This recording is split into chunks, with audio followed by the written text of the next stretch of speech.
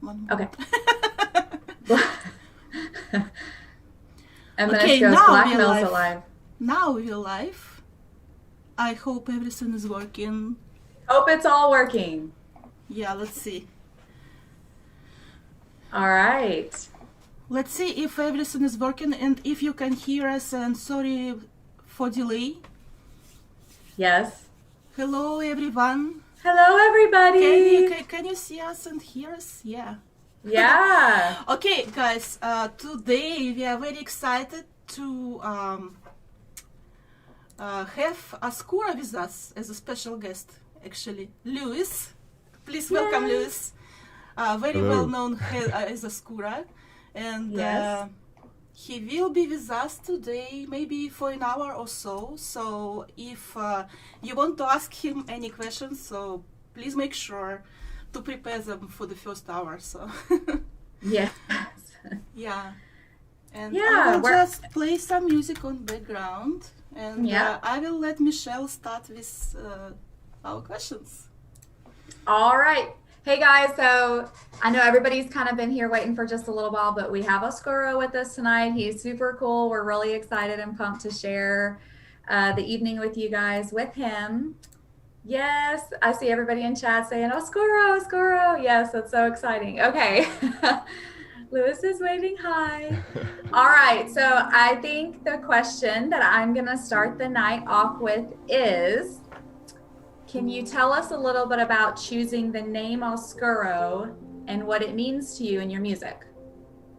Yeah, well, originally I was looking for a name, like an artist name, and I was just flicking through a Spanish dictionary, and the word Oscuro just sort of popped out. And the first definition it had on there said that it meant obscure, and the music I started out writing was a little bit more weird, a little bit more experimental stuff. So it I thought it worked quite well, but I later found out that it actually means dark. But that still kind of works for the music I make. So I've just kind of gotten used to it now as an artist name. Right. Like And I mean, a taking lot on of its people own I mean, they hear that name, you know, in chill genres, they completely identify with that and with your sound and your music, I think. That's cool. I hope so. Yeah. Yeah. Oh, Dimata says, didn't expect him. Yeah. Surprise, everybody. Surprise. We have Oscuro with us tonight. So you did not guess who it will be. So we can surprise you guys. We are very happy about that. Yes. Louise, I also have a question. How long you producing music, and for how long you producing Future Garage? Yeah, so I started focusing on production, I think it was like 2012. So in total, like 9 years or so. But I switched to like the sort of chill step, future garage kind of sound at the start of 2018. So before that, it was kind of, I was making stuff that was a little bit more similar to like Fortet or Bonobo. It was still kind of chill, but Yeah, not the kind of stuff I do now. I see. That's really cool. So do you, like, where you are right now, like, who or what do you consider maybe to be like inspirations for kind of pulling you into the more like future ambient, future garage style music? Yeah, I think the big two were Andy Leach and Vesky. Yeah. It was those two that kind of made me think, yeah, I want to do that now. Oh. I want to kind of change lanes and make. That is really, sort of really music. cool. Actually, it's interesting because Andy Leach was one of two artists who became a reason why I went to chill music myself. So it was Oh, Andy really? Leach and That's Gizmo. Mhm. You know. That is really cool. So we actually have a question from the chat. It's from Photo Median, and he would like to know what you say you feel like is the greatest track you've made so far. Oh, Good that's a tough question. one. Yeah, it's a loaded one, right?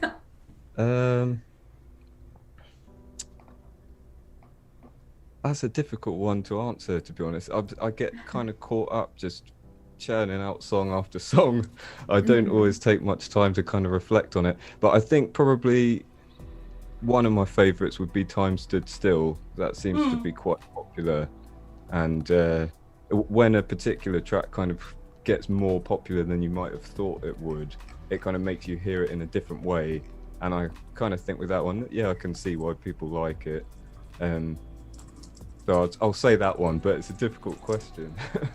Yeah. Yeah, I think so. That's understandable. All right. Anna, did you have anything else you wanted to ask before we moved forward? Yes, and I see that Okay. someone else in chat Yeah. wanted to ask something. Okay, Alkymorph. Okay. Alkymorph is asking, how do you make cooking in your kitchen sound effects sound so great? Yeah, we know that you record Follies and using your own Follies, right? Can you tell us something about it? Well, I'm pleased Dee thinks it sounds good. That's good to hear. Yeah, nothing special really in terms of like the more technical stuff of like recording and that. I wouldn't class that as my kind of area of expertise. So I just literally have like an old Zoom recorder that I use for a lot of the Foley stuff, and this mic, which is like a vocal mic. So yeah, I just record it and just try and make sure everything's kind of as quiet as I can get it in the house when I'm recording, and then minimal processing afterwards. I think just a little bit of noise removal and stuff like that. But yeah, and also a big one is I use the sounds a lot before I kind of put sample packs out and stuff to see, and like in doing that you kind of find sounds that you thought might have been good or interesting are actually a little bit, they're not really that usable when you actually try and make music with them. So that kind of helps you in the future to decide which sounds will be usable to record.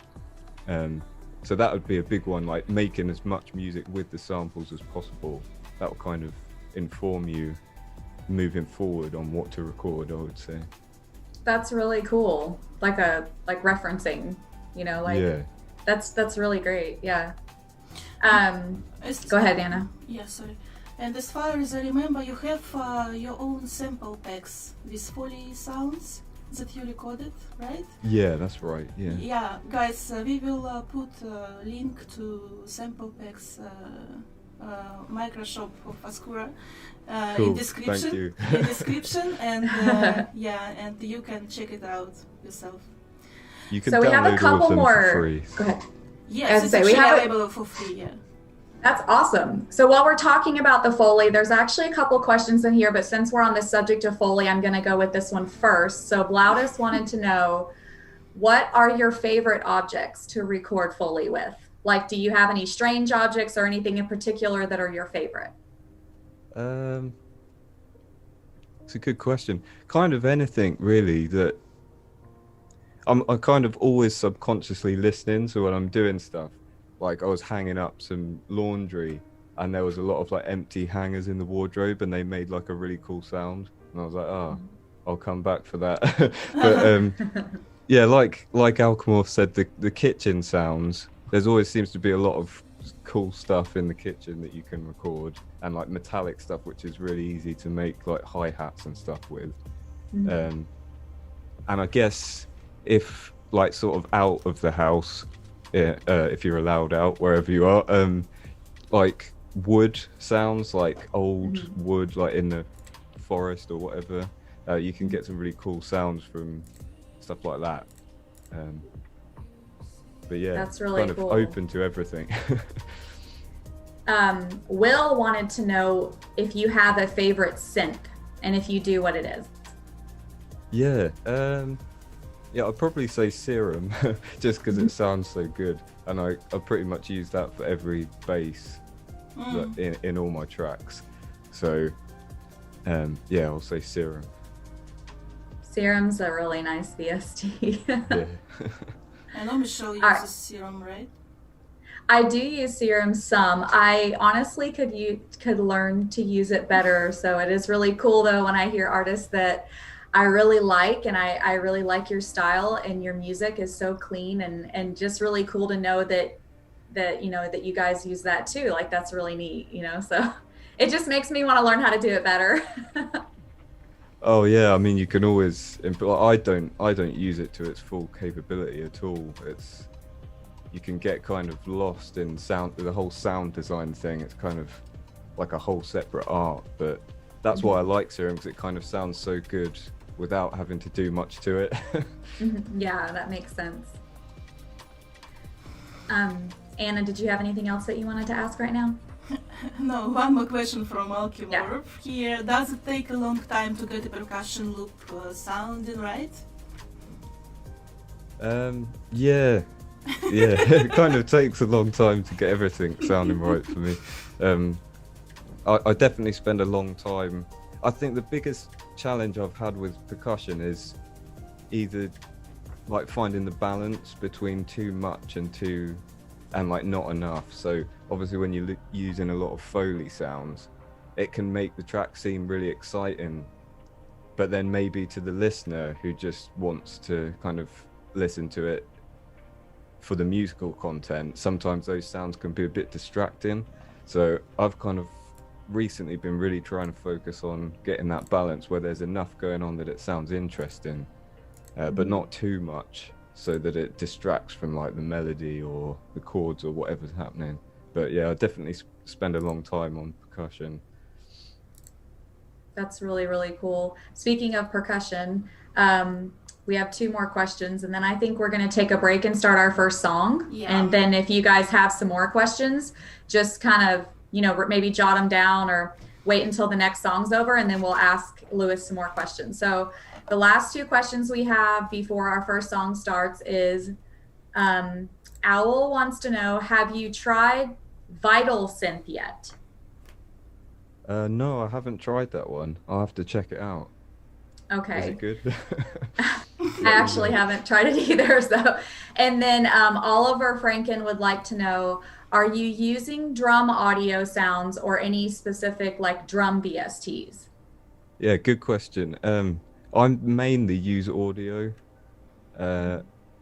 which can sometimes be a nightmare, because if you've got all your kick drums in audio and then you think you want to change it, you have to copy and paste the pattern. But yeah, I tend to use audio, and maybe just like, because I'm mainly using Ableton at the moment, so maybe a simpler or a sampler here and there, but mainly audio. Awesome. Oh, I know, 30 minutes. Yeah. Well, that's why we're going to try to ask some here and there in between the songs too. So actually, I'm going to throw this last one in there because it should be a simple answer. Will wants to know, do you master your own tracks? Yes, but I wouldn't class it as mastering, because I think technically mastering should be like you have your mix and you work on that, and then you have a separate process altogether where you work on the master audio file. And I just actually do everything as I go. Like, so I'll have Ozone on the master, and I kind of mix through that. So by the time I'm finished, that is the master, but I don't have a separate mastering process. That's actually very similar to what I do as well. So that's really cool to hear like Yeah. that other people do that too. It's kind of frowned upon in purist kind of circles, but I just find that's the way I prefer to work, generally speaking. And when I've worked with labels, I find it's much harder to get a result that I'm really happy with when I have to send off like a pre-master and someone else kind of masters it. I think I think it's good to be able to do that, but I just personally prefer doing it the other way, the wrong way. That's awesome. Well, see, that's another special little tidbit that we just learned tonight. Yeah. So I think that we're going to go ahead and start with our songs tonight. And again, if you guys are thinking of any questions, just jot them down. As soon as the song's over, of course, we'll discuss the tracks, because we would love to get Louis's feedback on some of the songs that we have picked to share with him while we have him here with us tonight. And then we can ask some more questions, you guys. So the first song we're going to do tonight is actually a buddy of a lot of the people in the chats. It's Jay Mellock, and it's his new song, Night Drivers. Yeah, let's listen, guys. Let me get volume up.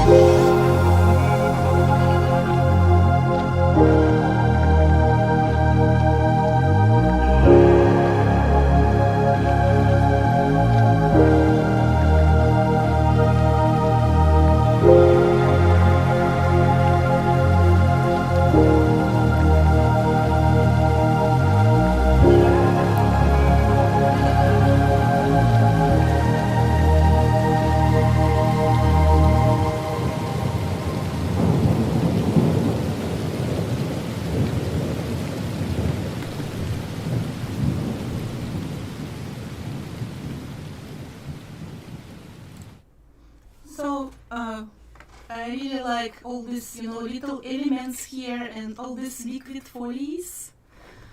And it's interesting because she's also singing word drinking, if I understand it correctly, right?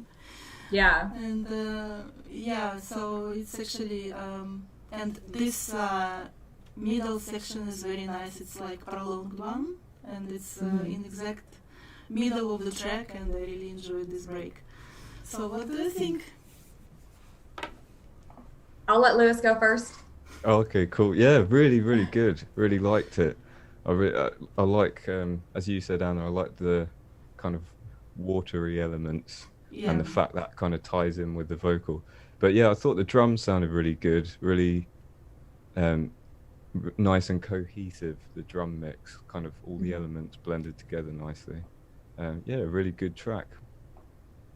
Yeah, I really liked that too. And I really liked the atmosphere in this as well. And I liked how it worked with the drums. I thought it was really cool. I like how big and wide like his, drop sections are, but then that really chill section, it was just so mellow and relaxing, and it kind of like almost like hypnotic. And I really liked that in that section. Hi guys, I see a couple more of you popping in here. Okay, so we just listened to Jay Mellock, awesome new song. He just released that. Does anybody have any more questions as of right now that you would like to ask Louis?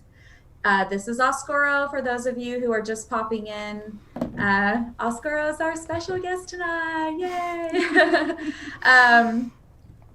While we are waiting for some other people to pop some questions into the chat, I do have a question myself for you, and that is, do you have a specific composition process, like maybe some, a way that you start when you start a song, and could you maybe like briefly describe that? Related question, sorry.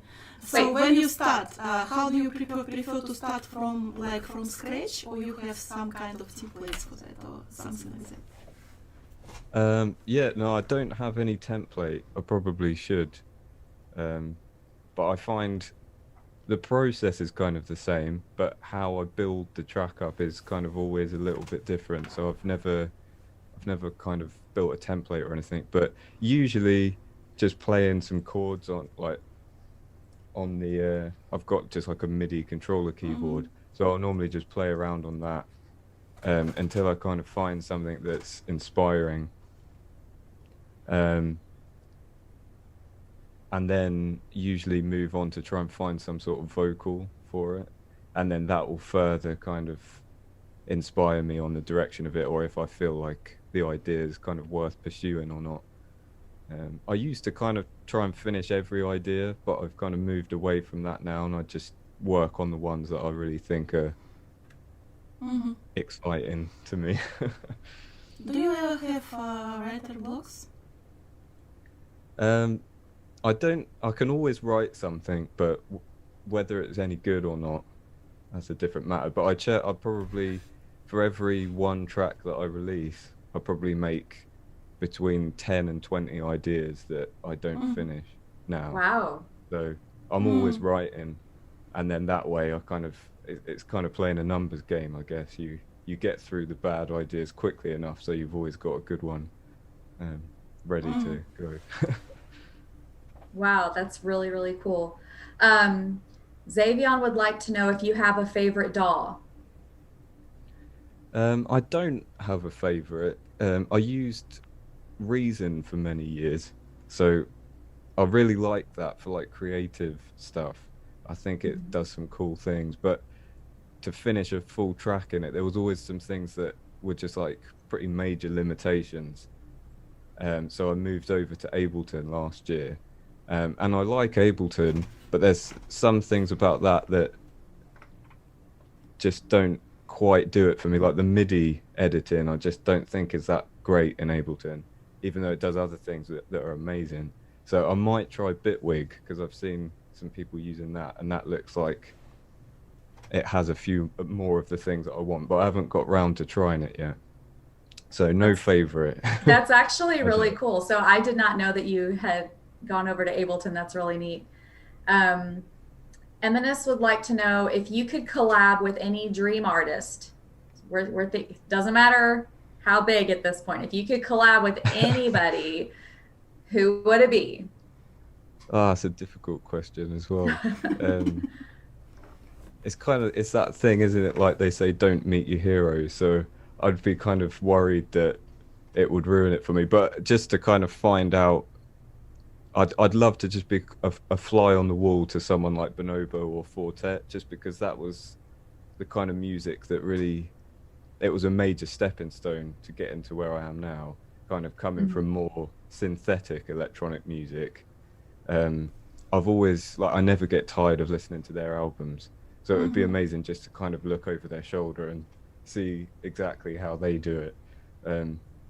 But yeah, I don't know if I'd want to actually collaborate with them. It's kind of nice to leave some things to remain a fan, I suppose.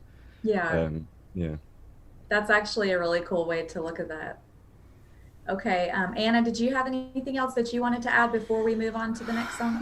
Maybe just a question. What is your favorite social media channel for which you consider is the best for your music right now, where you can see most of feedback and what you enjoy to use? Yeah. So does that include like YouTube? Yeah. So probably YouTube actually, because I seem to get the most comments on there, and the comments are really useful because it kind of, people share like how the music, how they consume it like in their lives, or if they say it's like helped them or helped them to relax or something like that. That really, it feels like a really positive thing. So I like getting that feedback. I seem to get most of that on YouTube, so that's probably my favorite, I'd say. I see. That's actually really cool. All right, so should we move to another I track now? think we'll go on to our next track, which is a different, we like to switch it up and have some variety. So we tried to get some variety for you tonight, Louis, to listen to before you have to go. So the next track's actually Anna, so I'll let her introduce that. And everybody that's in the chat, if you think of any more questions that you'd like to ask Oscuro about his music production or songs, or even maybe personal questions, maybe something you'd like to know about what he does when he's not making music or something, then just wait until this song's over and then drop those in the chat. Right. So our next track is from Equanimous, I believe, yeah? Equanimous. I think that's how you pronounce Equanimous. it. Yeah. And this is his remix of Mfinity Through the Lens of the Forest. Very nice one. Let's listen.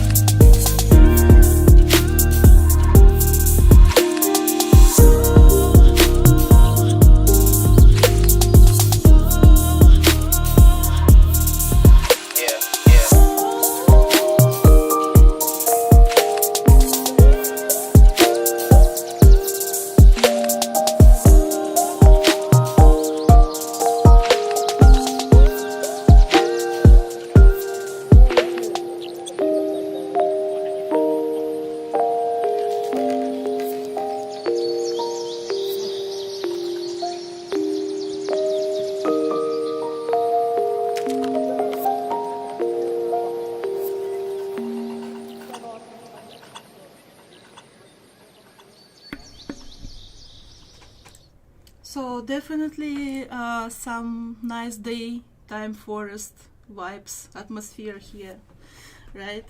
This is very chill, and it seems to me it has very, very positive vibes. Like I'm feeling good when I'm listening to it, and just, like for a good mood, for a good day. So what do you think, Louise? Yeah, really, really cool. I like how the beats hit like quite hard, even though it's very chill, and it's got I like the kind of mallety kind of sounds. I don't know what they are, like glockenspiel or xylophone or something. It's quite cool. Yeah, and it sound was very too. cool. Yeah, sound is very, very clear. It's like crystal clear sound, right? Right. Yeah, definitely. A lot of people made the comments on that in the chat, just how clean and clear the mix sounded with that song. I feel like because of that, and like the use of this, like the use of the space, and honestly, like the use of, what's the word I want to say, like quiet, like he allows it to get quiet, and then he allows these cool sounds, and then it's like I know for my music personally, I tend to reverb out things sometimes too much, and then there's not enough quiet, and like in here you can hear that, and it just sounds so good, like those quiet elements. And I feel like, I think it was Alchemorph had an awesome description, the sounds, like the perk sounds, I mean, they're there for movement, but yet they sound kind of delicate in some senses, and that was so cool. So I really liked this song a lot. Just really, really neat use of sounds. Yeah. I know a couple times people said that they thought that song was beautiful. All right, so we'll go to our questions now for Louis. For those of you who are just joining us that maybe hadn't been when we first started, our special guest tonight is Oscuro. His real name is Louis, and he's here hanging out and answering questions. Photo Median had the question for Oscuro: do you have a specific goal maybe in life, and have you ever considered teaching to others with music? Good question. I did teaching. I was a guitar teacher for like 5 or 6 years. Oh, really? That was like while I was waiting for music, the production side to take off more. That's kind of what I did, because my background originally was in like music performance. So I've done some teaching in that respect, and then I'd love to teach like production stuff, but it's just getting all the kind of infrastructure in place, I guess, to where you can do that easily online. I haven't investigated that enough, but I'd definitely love to do that, because it's fun kind of just sharing knowledge. I've always enjoyed that. Yeah, related question. Are you considering to make some tutorial videos maybe for your YouTube channel? Yeah, definitely. Again, like I've recently bought a new computer, because my old one, I can't do the screen capture and play the sessions back when there's a lot of stuff going on. So I'm kind of in the process of switching everything over, and then hopefully I'll be able to get some tutorials together. We hope to see some tutorials on your YouTube. I will be watching.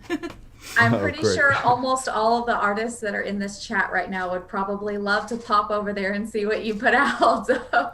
Oh, awesome. Well, I'll be happy to share as and when I can. Yeah. All right. So Alchemorph has an interesting question. He wants to know, do you work during the night or the day usually when you're doing music? The day. I used to stay up late and kind of do stuff in the night, but then I think I just work better if I stick to like a more balanced schedule. So I tend to get up quite early now, and I'll work through the day and then just chill out in the evening. A related question. Do you do music full time? I do. Yeah, I do at the moment, but I should say that I am quite lucky that the situation I'm in, my expenses are very low.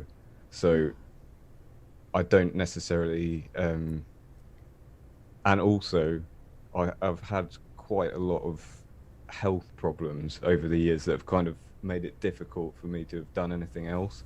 So it's kind of been a blessing and a curse.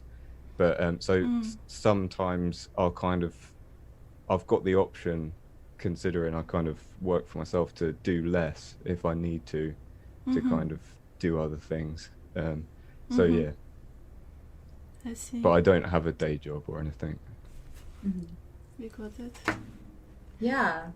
We have one more question from Wander. So he wants to know. He wants to know which track means the most to you. Do you have a deepest connection to? It's a good question. I'll probably say for that one, there's a track called Down that's on my album 2018, but it's in like Roman numerals. And that one, it didn't really like do much, like, but I remember when I was getting near to the end of writing it, I went out for a drive with my girlfriend and just like listened to it as we were driving, and I've kind of got like really nice memories of just listening to it and enjoying it almost as a listener. So I think that one is like just does something for me. But it's interesting that it's not particularly popular. It's kind of always the way. Yeah, sometimes it happens when you make some track and you really feel connected with it, right? And but it does not get popular. Yeah, sometimes it happens. I have a couple of such tracks as well. That's actually really interesting. I think that a couple of artists that I've asked that question to, or have just told me in general, that doesn't seem to be like a surprising thing. I feel like a lot of times the tracks that seem to be the most popular aren't always the artist's most favorite or their most like emotionally connected song. Like I remember a couple of years ago, I had been talking with CMA and told him, you know, this XYZ song of yours is my family's favorite. And he's like, that's so cool because that's my favorite too, but it didn't do as well as like some of his other songs. So that's really cool to me to hear that you feel similarly about one of your songs, you know, that your favorite emotionally that you connect with isn't necessarily one that everyone else has you know, made a big deal about. That's really cool. Yeah. Awesome. Oh wait, Jay popped in. Hey Jay, yes, we listened to your track. Yeah. That's awesome. Speaking of tracks, yeah, we're gonna go ahead and kick into the next track. If you guys, I can see more and more of you are coming in that hadn't been here before. We have Oscuro with us tonight. And if you guys think of any questions while we listen to this next song, just hold those until the song's over and then you can drop them in the chat. But yeah, moving into our next song tonight, we are going to go into a little bit more of an ambient future garage realm. And this is going to be Tiikk's song, Grow in Myself. Let's listen.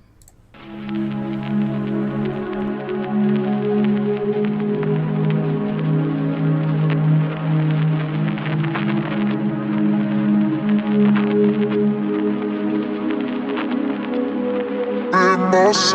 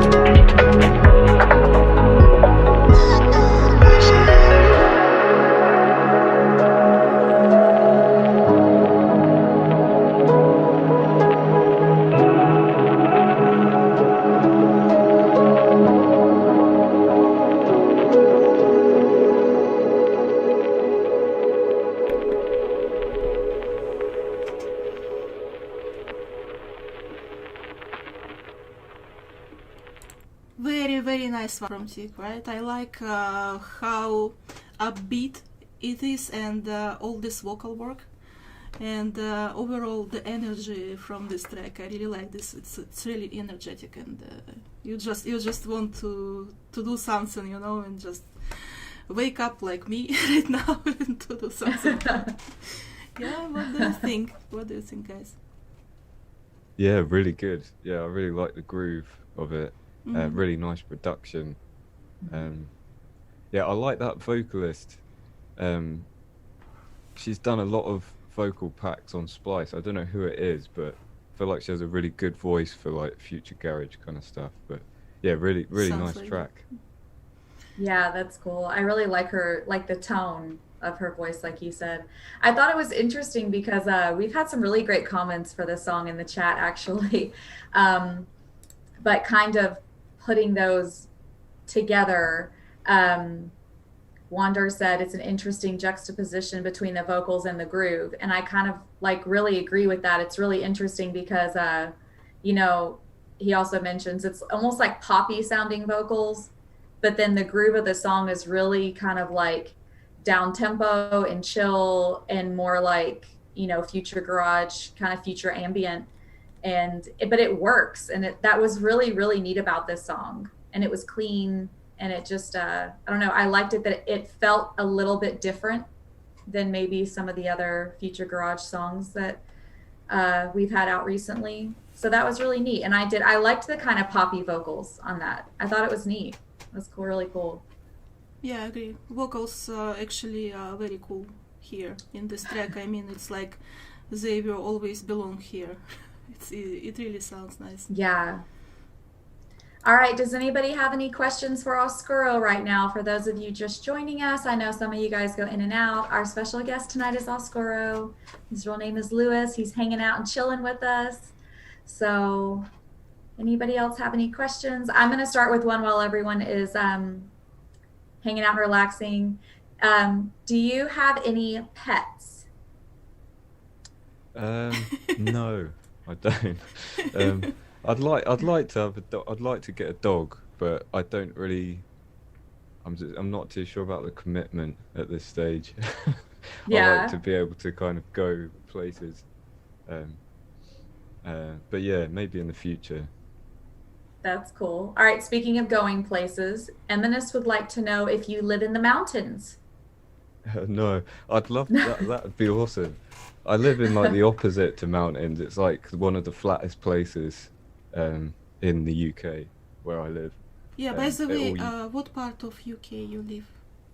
It's Cambridgeshire. Cambridge. Mm-hmm. Mm-hmm. So near Cambridge, that people might know for the famous like university. Yeah. Mm-hmm. Yeah. But yeah, it's really flat here. But it's nice. It's kind of nice countryside and scenery and stuff. That's cool. All right, so speaking of university, I know Anna went to school for music. Did you go to school for music or have like any formal lessons yourself? I did, yeah. I did. I did like college and stuff, and then I did a degree which was in like contemporary music, so, which also covered like jazz and stuff like that. Mhm. So Very cool. yeah, it was all right. It was really good. It's really good at like teaching you like discipline and stuff and how to. I feel like that helped me learn production because like with production it's just self-taught, but I knew that if I put the time in I'd get somewhere because I'd kind of already done that with music performance. So it was really useful. It was just a bit weird at the time because as soon as I got there I kind of felt like I'd rather be doing production even then, but it was kind of a weird one, but it was useful journey. Yeah, That's in really UK, cool. in UK, because you mentioned that you graduated music college, right? Yeah. In UK, do you need to finish music school first before you go to music college, or you just can go to music college directly? No, you can just go. So I went to like a college. So we have like secondary school here, and then you could carry on and do like A levels, but I went to a college to do just like a music course, which was just like 2 years. Ah, I see. And then after that, I met some people there who were talking about a place near London. It's called the Academy of Contemporary Music, so it's quite a popular music school within like Europe, I guess. A lot of people go there. So I decided to go there, and then they offer like diploma level and degree courses. So I did both of those. And then the idea with that is that you'd become like a session musician or do teaching and stuff like that. But then I kind of I went down the production route in the end. That's really, really cool. So we do have a couple more questions from some people in the chat. So I'm going to see, we'll start with Wander here. So he has a couple of them I'm going to kind of forge together. He says, how do you go about resampling FX? And then he says you tend to use like a lot of, what's the way he says it? Like glitchy, like granulizer type stuff. And so he was curious about like the FX, especially on like fills and bass patches, and how you go about processing like the glitch fills and stuff. Yeah, that's a good question. Well, like I said earlier, I tend to work in audio, and that kind of goes for everything. So I'll have days when I just work on like sounds. With the bass sounds, I'll kind of have a session open with like a synth, and then I'll just have like loads and loads of channels of automation, and I'll just make like little samples from that, and then I bring them in when I'm working on a track and just chop them up further. And Ableton's great for that because you can just keep bouncing in place and committing the changes you've made and then work on it again. But I'll use like choppers and like gating plugins, and then just a lot of automation, just anything you can automate. I'd say just experiment with it. And you can get some good results that way. I'd never be someone who can just kind of make a single like patch or preset that sounds amazing. I kind of have to add layer and layer and kind of build it up that way. And then I don't know, I guess if you're going for a really clean sound, that's never been my kind of area of expertise. I tend to have a lot more kind of grit in there, I suppose, and layers. So yeah, it's hard to kind of boil it down to a concise answer, but I'd say a lot of resampling and just automating whatever you can with an effect. Hopefully that's useful. That's really, really cool. So Xavion said, what is your favorite VST for pads? Because he says your pads are so good. Oh, thank you. Yeah. I appreciate it. A lot of that, yeah, I use Serum. I've got a couple of patches that I made that they're quite simple. I might give them away at some point in like a sample pack or something, like a preset pack. But also I use just Absynth, and I tend to use the freeze function on Ableton's Reverb. But there's probably a lot of other plugins that do that.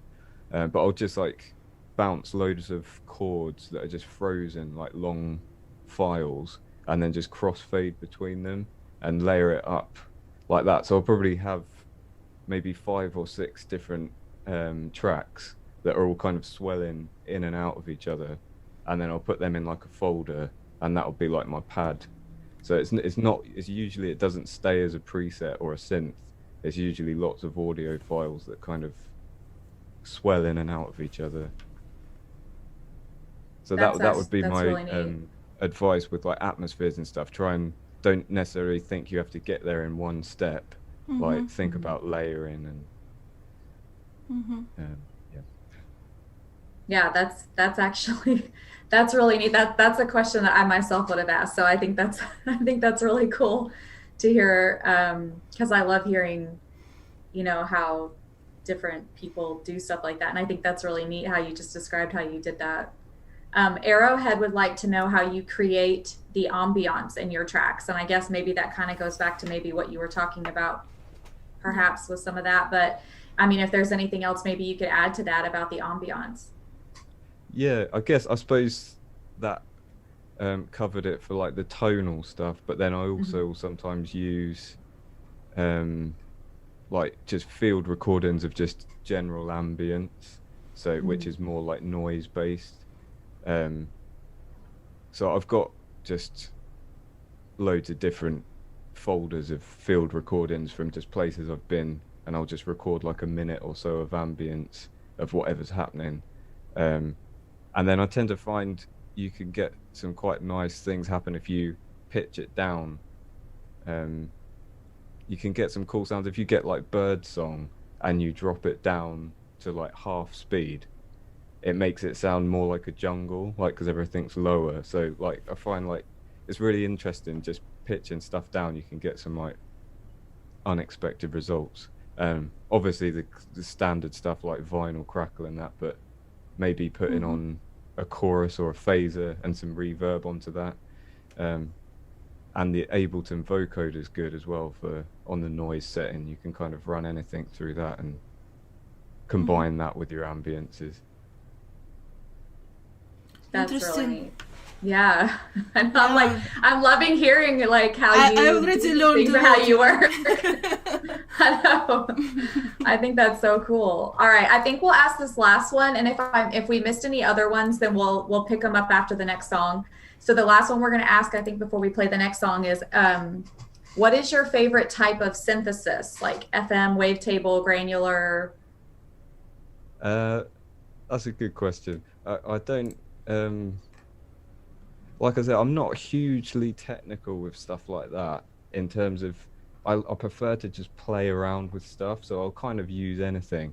But I guess granular processing, not necessarily just synthesis, is probably yields some of my favorite results just to listen to. I really like how you can just stretch out a sound into a really glitchy kind of chaos. It's like really cool to listen to. So I'll say granular, but yeah. That's really, really cool. Simon said here, This, lots I mean, of we're all sound learning so engineering. much. We're like, this is so neat. All right, so we're gonna hold the questions for now. So if anybody else had asked a question that maybe we missed in the chat, or if you come up with a question while we listen to this next song, then just hold that until the song's over. And I'll let Anna introduce the next song for us. Yeah, next one is from Klatu, Biosphere. Actually, it's a very cool one. Let's listen.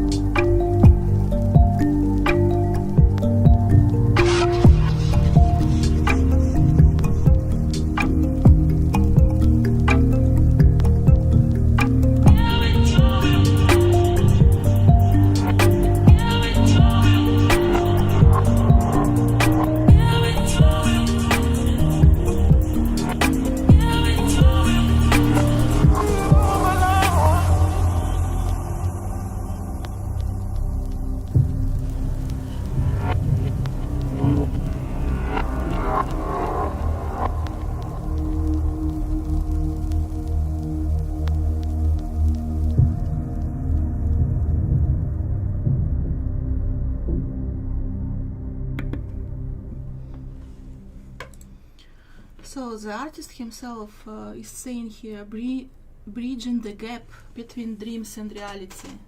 And really, I can dig this vibe from this track, like it's otherworldly feel, you know, especially with this growls on the background and the sound.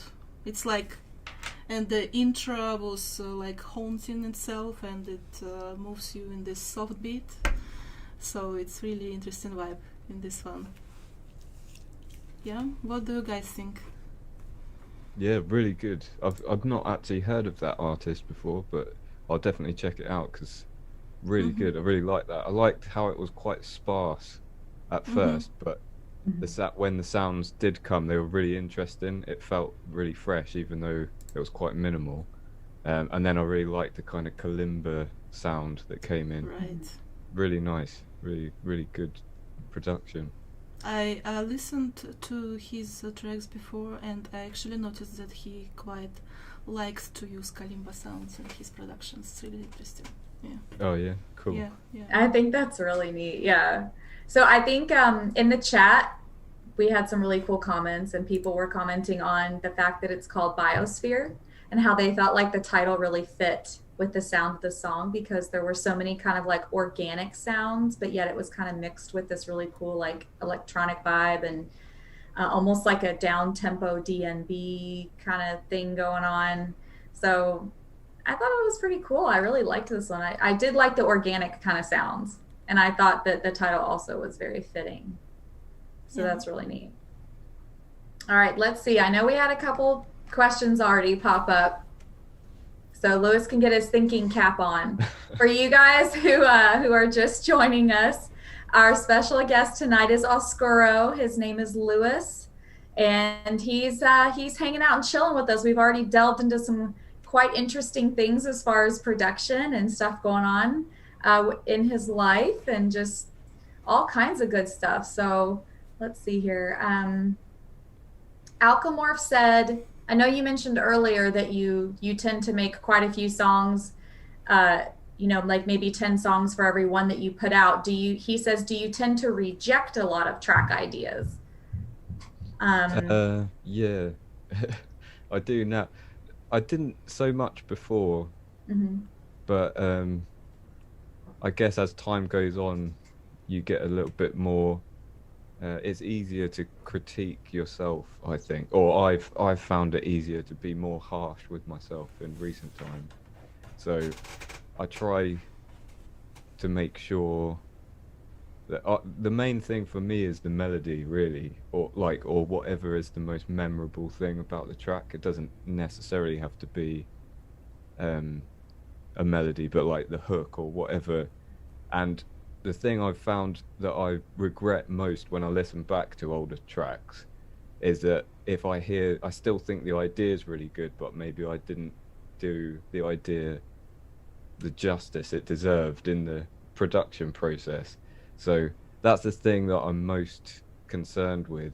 So I'll work on track ideas just as like practice. But if I don't feel like there's a really strong idea in there, then I won't finish that anymore. But I did used to do that, and I do think if you're starting out, I think it's worth going through a phase where you try and finish every idea just as like a learning process. But once you get to a certain point, I think it's kind of inevitable that you're going to start rejecting more than you release, just because you want to keep a certain quality level.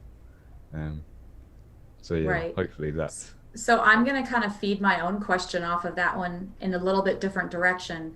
Do you get a lot of like collaboration offers? Because obviously we see that you do some collaborations, and most of them all turn out so great. I know you've collaborated with our very own Anna B. May, a Yes. beautiful song. So do you get a lot of offers? And tying this into the rejection, do you ever have to just kind of reject offers that you get just because you're not interested, or maybe you don't have time, or maybe the sound doesn't fit? Yeah, I'm open. In theory, I'm kind of open to everything, and I'd never I always it means so much when someone says they want to work with you, like I never take that for granted. And in an ideal world, I'd kind of make a track with everyone because I love the process. But the thing is with me is that I'm very easily overwhelmed, and sticking to, I feel like you have to kind of keep on it with the uploads, or else the algorithms don't favor you anymore and people don't hear about your stuff as much. So I'm always kind of trying to push things forward and work on my original tracks. And sometimes there just isn't time, or I just don't feel in the right kind of place to take on a collab. So in that case, I just kind of say to the person, like, hopefully in a couple of months or something, we can do something. And that is a difficult one because I don't want the other person to ever feel like I'm just kind of brushing it off. It's not a decision I take lightly. And I really appreciate people wanting to work on stuff. So yeah, it's a difficult one. That it is something I think about a lot. And but yeah, generally I'll say to someone, like, hopefully we can do something in the future, and that is genuine. I'm not just saying that, you know, to kind of brush it aside. So yeah, that's really cool. Zypher had actually asked a question that you already kind of answered, but maybe if you want to give him like a short summary where he can just go back and watch it. But he had said, how do you start a track? Because for him, that's always hard. Yeah, no, I agree. That's something that's kind of got a bit harder, I'd say, for me starting. Sometimes you just finish the last one and then you're like, oh man, you've got a blank canvas and you've got to kind of go again. But like, yeah, as I said earlier, generally I'll just play some chords like on the piano or keyboard, and I just kind of noodle around until something takes my fancy. But I've kind of been trying to actually practice like piano playing for the last year or so, and I only do a little bit, but I try and do it about 5 days a week. And I found that from actually learning to play a little bit, it's already made me write things that I wouldn't have written if I hadn't done that. So the kind of interesting lesson there for me was that it was kind of hard for me to commit that time, because I kind of feel like sometimes I should be only focusing on production. So taking that time out to practice piano, it was like, will it pay off? You know, I don't know, but it really has. And it just makes it just gives you another option in the writing process, I would say. So yeah, I'm almost always playing something, and then something will just catch my ear and I'm like, that's worth working on, and then I'll go from there. But yeah, I agree, it's a tough part of the process. That's really, really cool. There's a couple more questions here in the chat. Anna, did you have anything you wanted to ask before we continue with the chat questions? I'm fine for now. I mean, I have some, but I will just keep it if we don't have anything from yeah. right now. So Eminis was curious if you listened to your own stuff, Louis, like, because it's a regular question between some of us artists. Do you, you know, once you release, do you go back and listen to your own stuff you've released, or is that like a big no-no for you? I don't do it a lot, I have to say, because, or I wouldn't do it, like, I don't do it for enjoyment, put it that way. I wouldn't just kick back and listen to all my songs, but I'll have a listen every now and then. I'll just go back. Like, I think I made a playlist that was all the tracks I released like last year, and I listened through that just to kind of, as a learning process, I suppose, because it's a bit difficult sometimes, because loads of stuff jumps out at you and you're like, how did I not hear that, or like, that sounds too loud, and then you think, oh, the whole song's ruined, like, I wish I could go back and fix it. So I find it a bit stressful sometimes listening back to stuff, but I still do it because I think it's important to learn from it. So I do listen to stuff as a learning experience, but not really for enjoyment. So kind of along that same vein as well, so do you listen to a lot of other artists' music, or do you feel like maybe that makes you unconsciously like kind of lean that direction or copy or anything like that? No, I just consciously plagiarize people. It's not unconscious. No, I do listen to stuff when I'm like alongside working on my own tracks. That's the main. I don't seem to find time. I always think like it would be so cool to have time to just sit down and listen to stuff, but I tend to just listen to tracks while I'm working. If there's a track that has something about it that I kind of admire, or I want to achieve that kind of vibe, I'll kind of A/B my track with that track as I'm working. So most of my listening is done in that way. And I'll just, a lot of the time I'll have SoundCloud open while I'm producing and just flick back and forth. At a certain point, I don't do that until I've kind of got the track like 75% of the way finished. And then I kind of feel like I need some reference, or else it's more likely that I'll have like, there'll be something like not enough bass, or there'll be some kind of mistake that I've made just because I've got too used to listening to my own idea.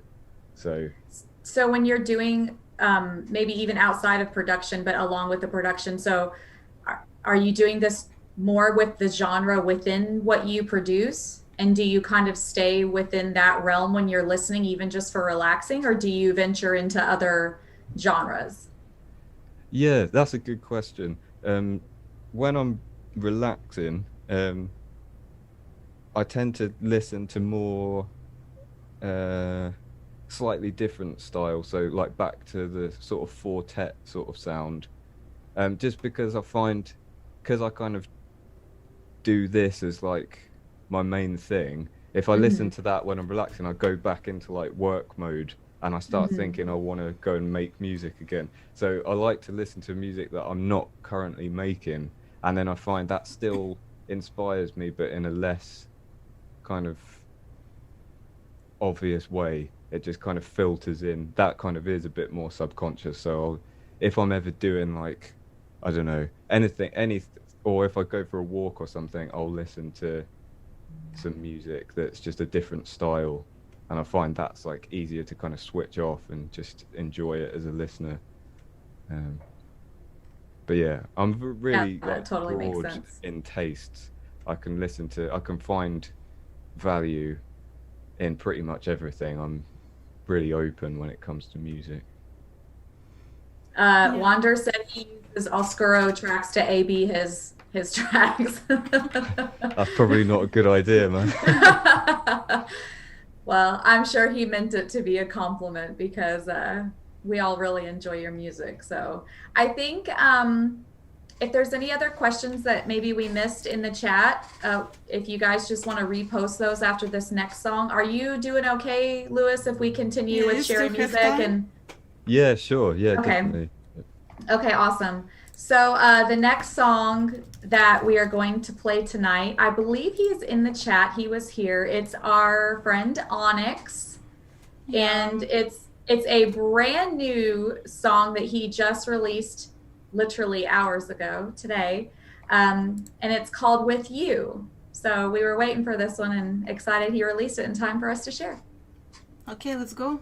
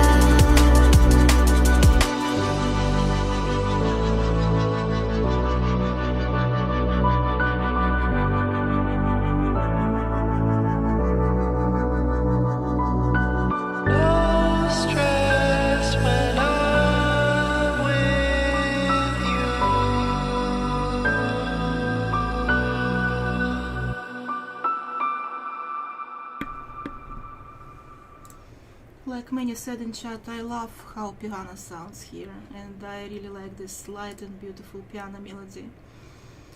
I noticed that Onyx actually always uses makes some very nice piano melodies with his productions. Yeah, what do you guys think? Yeah, it was really good, really good. I'm a big fan. Like you said, I really like his melodies.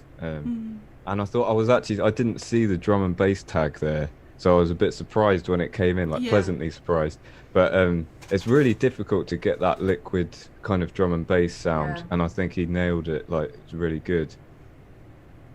Yeah. Really good track. That's exactly how the way you described it, I feel like just fits. It's like liquid drum and bass. It was so smooth, and everyone had such great comments. I mean, this song, like, overall was just so well done, I feel like, and put together, and it was very well balanced. And I loved that it was like a chill liquid drum and bass. And I liked the cool vocal samples that he had in this too. Yeah, this one, I feel like everybody had so many great things, positive vibes, good vibes.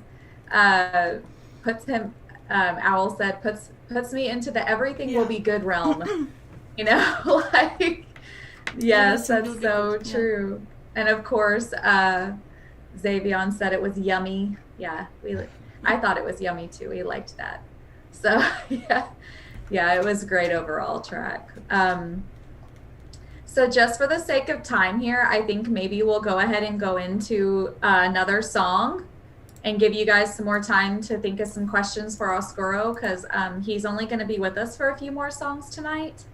And we're just loving, like, hanging out with him and having fun, but we don't want to keep him too long. So for those of you who are just joining us, our special guest tonight is Oscuro, and his name is Louis, and he's chilling and hanging with us, and he's already given us some really cool production tips and talked to us about all sorts of stuff. So if you guys drop questions in here that he's already answered, I'll do my best to just kind of tag you and say, like, hey, he kind of talked about that earlier, just so we can maybe move on to something else.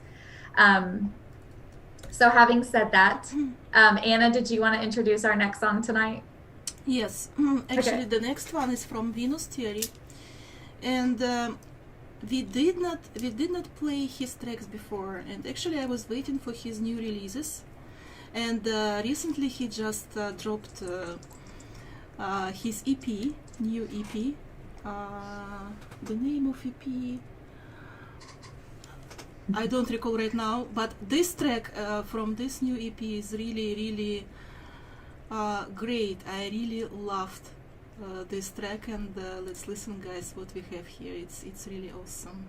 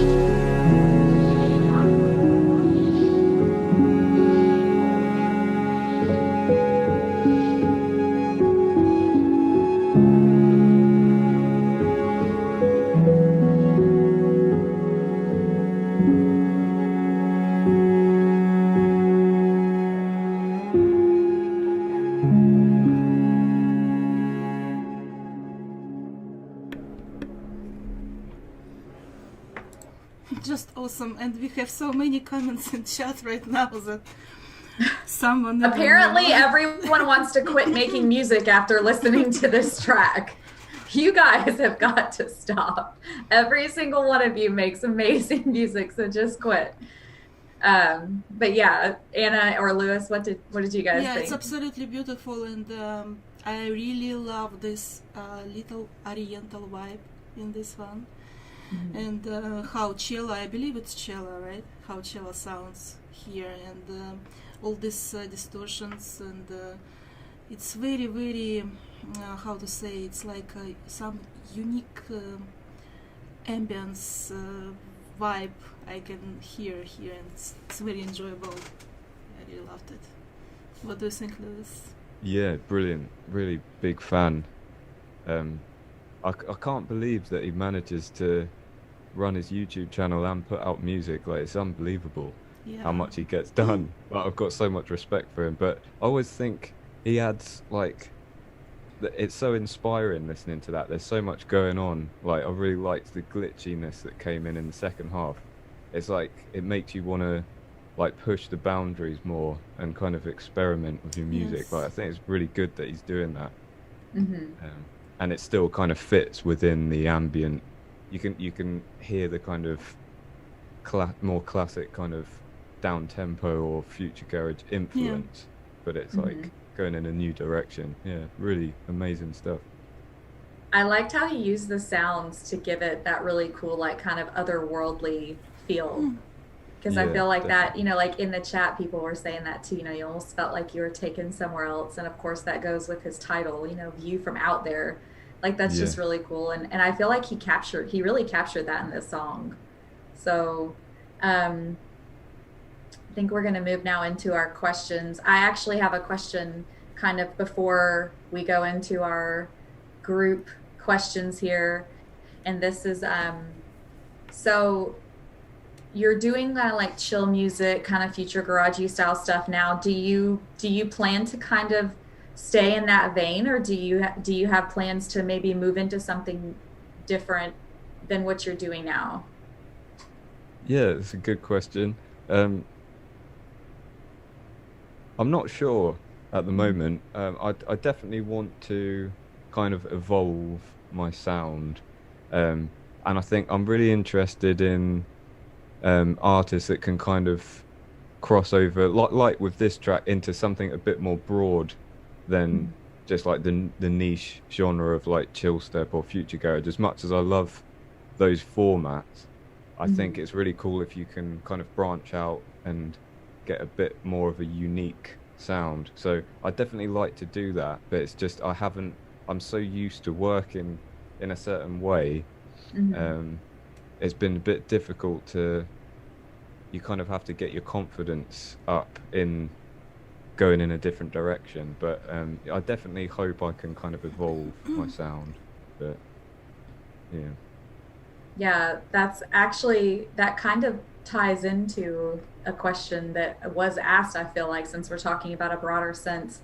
Will would like to know, which soundtrack for a movie do you like the most, or do you have like a favorite? Oh yeah, definitely.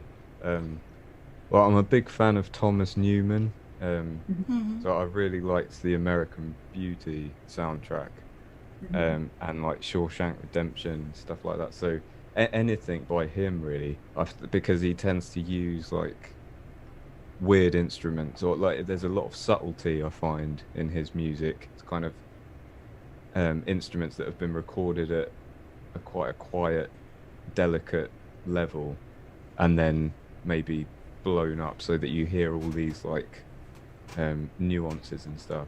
So yeah, I'm a big fan of Thomas Newman, and I also like a lot of stuff that's on not so much film but a lot of dramas, like TV dramas.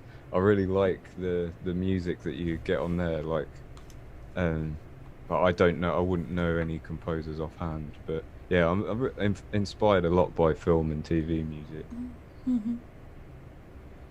That's really, really cool. So kind of going with that, and it may touch on what we talked about earlier as far as maybe your inspirations, but maybe not. Zypher would like to know who your like #1 artist is. If you had to pick, maybe, I don't know, I'm not really sure what #1, whether that's just like your favorite, or maybe how you want to interpret that, if you have a #1 artist. Yeah, no, it's a tough one because you kind of think of everything you listen to and consume over a lifetime. It's really hard to kind of pick just one, but I'd probably say Bonobo, just because when I first heard that, it was at a time when I first started producing, I was doing more like synthetic, like more kind of in your face stuff, like Skrillexy type music, which is like totally different to what I do now. And what I didn't like about that was the lack of, because I was kind of coming from a background of more like band musician kind of live music. I didn't like that there wasn't any kind of natural elements. Like I kind of missed that after a while. And when I heard Bonobo, I really liked the way he took some electronic sounds and more real world sounds and kind of fused them together. So he's probably one of my favorite artists to listen to. So I'll have to say that, I think. But really, it's like I'm very broad in what I listen to. It's so hard for me to picture you making like in your face Skrillex style. So I have to ask you then, did you do that under the name Oscuro, or was that under like another alias, or no, I have some other aliases, but I never released any of that stuff. I just kind of kept it to myself. But I don't have much interest in that kind of thing anymore, but maybe more towards like someone like Cohen Sound, because they're kind of somewhat chill, but they've got the really technical like sound design element. I don't think I'd ever like, I kind of, that is an inspiration for me, so like I try and put in just a little bit of that here and there, but I don't know. I think it's like the more the sound design genres, I just like really respect and admire those guys, the amount of time they spend, you know, on all the little micro elements of a track. So I'm really inspired by that. But yeah, no, I never released anything in that style. So okay, I was gonna say, do you want to share like if you had released it, because I'd be totally interested in checking it out. Yeah, that's really cool though. So Alchemorph has a really cool question. He says, where do you see Future Garage going? Do you see the sound maybe changing in the future?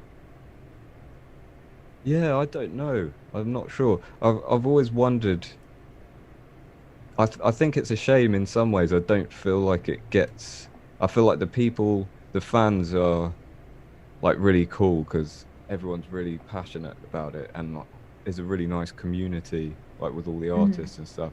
But I feel like it could be bigger than it is. I feel like it's never really had its peak, if you will. So it would be cool to see it become even more popular. But I think with genres like this, I think it will always be there because it's got such a kind of, it's got a certain quality to it that I think people really relate to. So I think it'll always be there. But I don't know long term. But I think that's true for kind of just music, all music genres. Like it's hard to know, it's hard to predict what the next kind of big trend will be and stuff. So yeah, I'm not sure. It'd be interesting. I'm excited to see what happens with it. I think having listened to a lot of chill music over the years, it really is interesting to see how things start to kind of shift in certain directions. And like you said, they're not always predictable. So that's always interesting. And these subgenres right now, they are like mixing with each other a lot. Yeah. Like Future Garage, ambient, chill step, and you know, this melodic like wave. As well. Like I feel like wave. Like Future Garage is almost like kind of morphing into like a wave. Like I don't know. It's really interesting to see how they all kind of start to overlap. It's cool. Yeah, All right, that's so Eminus has a question he has marked important question in all caps. How do you get such a suave or suave beard, Oscar? Well, you're going to be disappointed because I literally don't do anything. It's just, this is just how it is. I just let it grow. It's just 'Cause I'm naturally lazy. awesome. I'm too lazy to shave, so I just let it grow. Yeah. But All no, right. I didn't start out like this. I think a lot of people can be put off in the transition phase in growing a beard. I think you've got to kind of push through, and let your face get used to having a beard on it, and then it like gradually improves. Yeah. I think I'd look weird if I shaved it off now. I'm too used to myself having one. So, but yeah, sorry, no beard care tips, I'm afraid. Oh man, right? I mean, I was hoping to get some tips for my beard that I'm trying to grow. You know? What do you guys think? Do y'all think some sideburns going? Yeah, I like the discussion kind of going on in the chat right now about the genres and influences and stuff. It's pretty cool. All right, so are you cool to stay with us for another 1 or 2 songs? Yeah, sure. Just okay. Cool. That's great. I'm excited to share the next one with you. It's totally going a new direction, right? So I'm sure you've heard of this artist before. I'm pretty sure everyone anywhere around the chill genres has. It's actually Sizzlebird's new song that he just put out.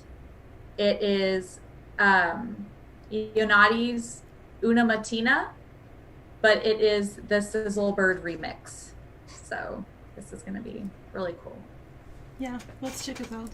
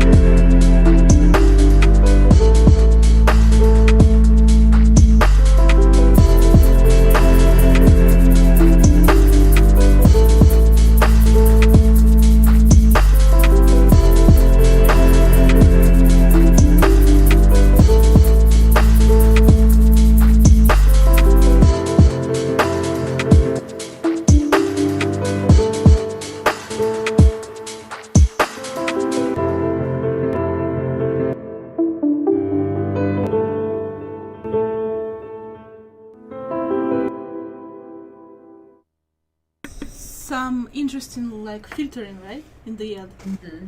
Yeah, I really like violin here, and of course Sizzlebird recording his own violin. He plays violin. This is a very, very nice interpretation of this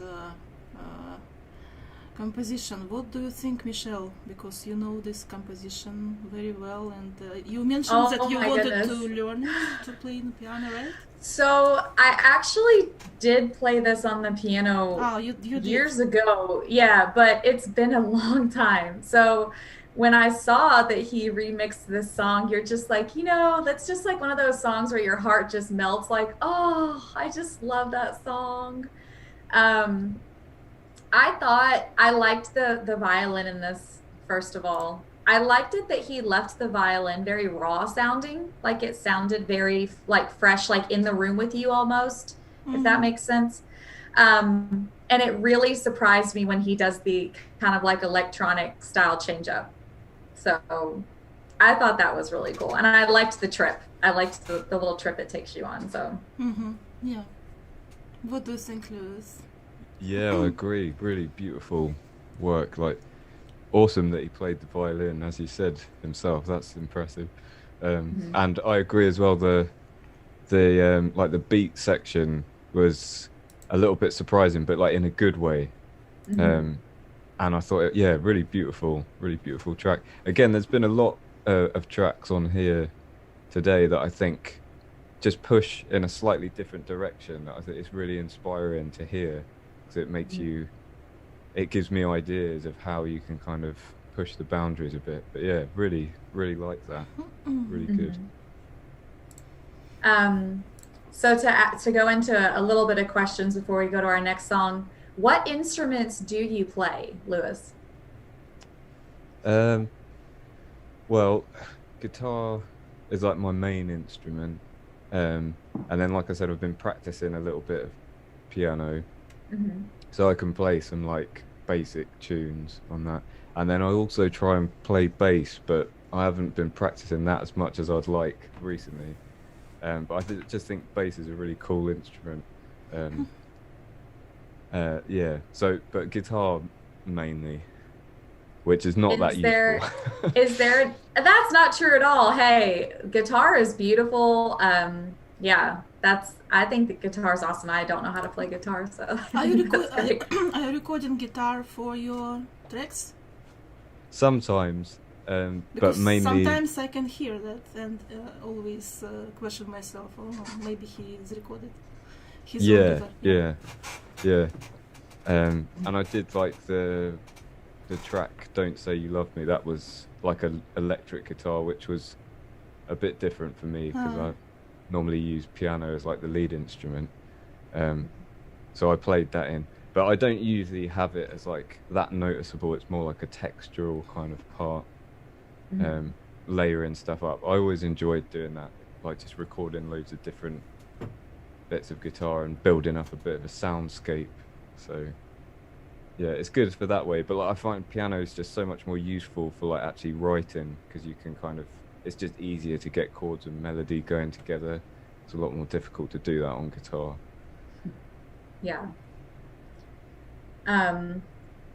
So Eminis says, when you play guitar live, you just play it through your interface and use a VST like guitar rig in your DAW, or are you just recording it like with a microphone? Yeah, no, like as he said, like I use guitar rig. Okay. That's like one of the things, to be honest, like I've always wanted to kind of do a bit more research into getting a decent guitar sound, because I've never really been happy with doing it that way.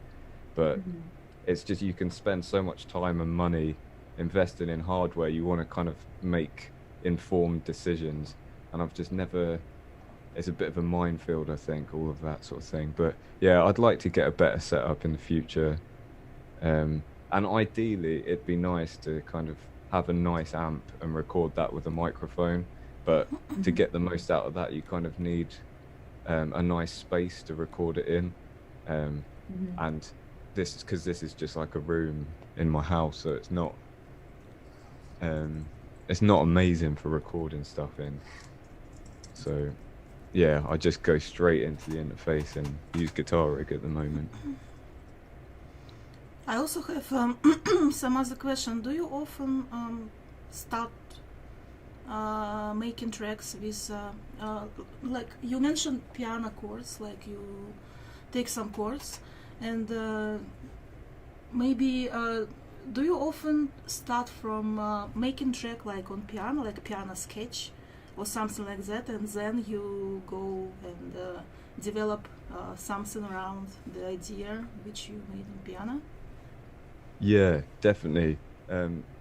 That's kind of more how I work now, just because before I'd kind of be quite eager, so as soon as I might just have like an 8-bar or 16-bar loop, and I'll work on that, but I work on it so much that then I kind of lose sight of where it can go as a song. So I try and get a rough structure kind of mapped out first now before I start adding drums.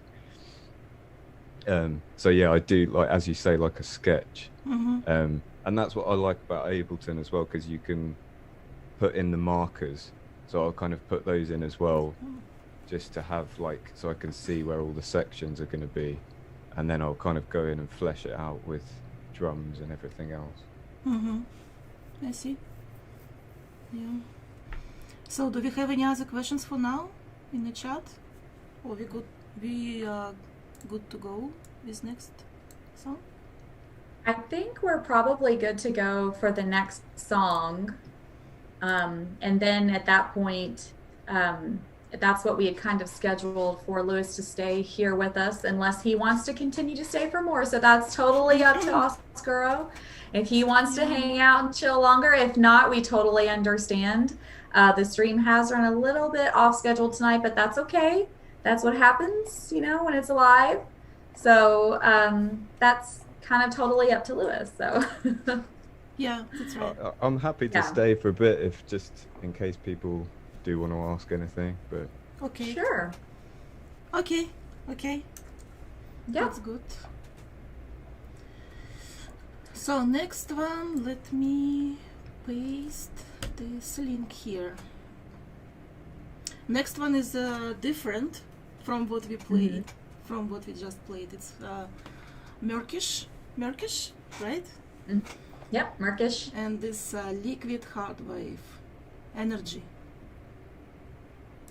Let's listen. I've been waiting for a lifetime. I've been waiting for the right time. I can feel your energy. I can see your into me. I've been waiting for a lifetime. I've been waiting for the right time. I can feel your energy. I can see your into me.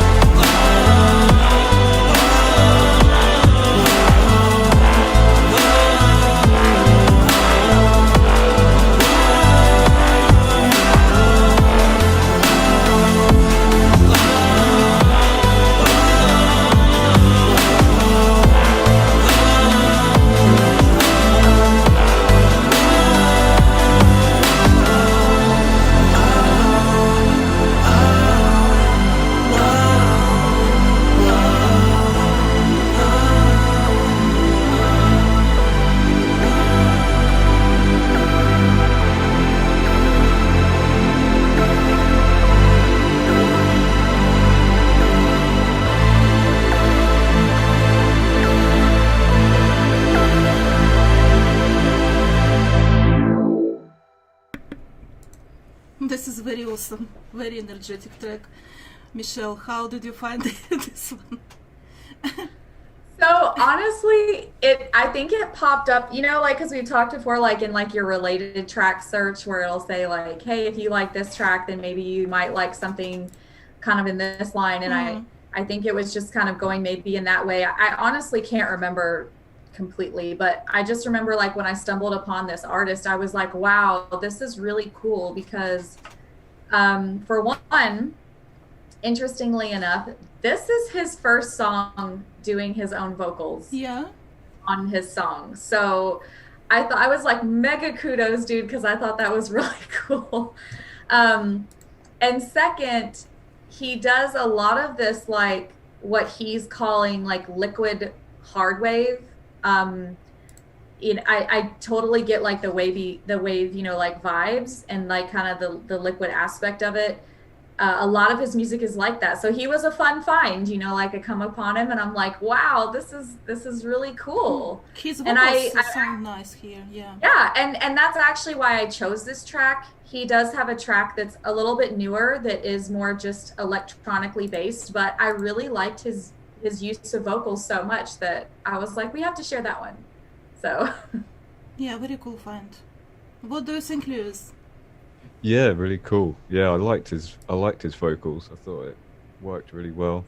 I don't know I haven't investigated the whole wave scene that much. I know it's like huge, really popular, but I don't tend to explore tracks much in that style. So it was really cool to hear what he'd done there. Like really nice production, really big and sort of wide sounding, and really impressive. Yeah. Mm-hmm. Yes. Yeah. That's how I felt too. I thought it was pretty cool. You might have said liquid wave vibes plus additional little dubstep vibes. Yeah. That's right. Yeah. That was really cool.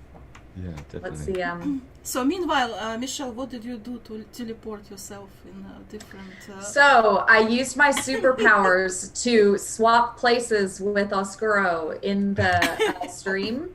Yes. So I literally just used the power of my mind to just... And now Louis is on the other... Yeah.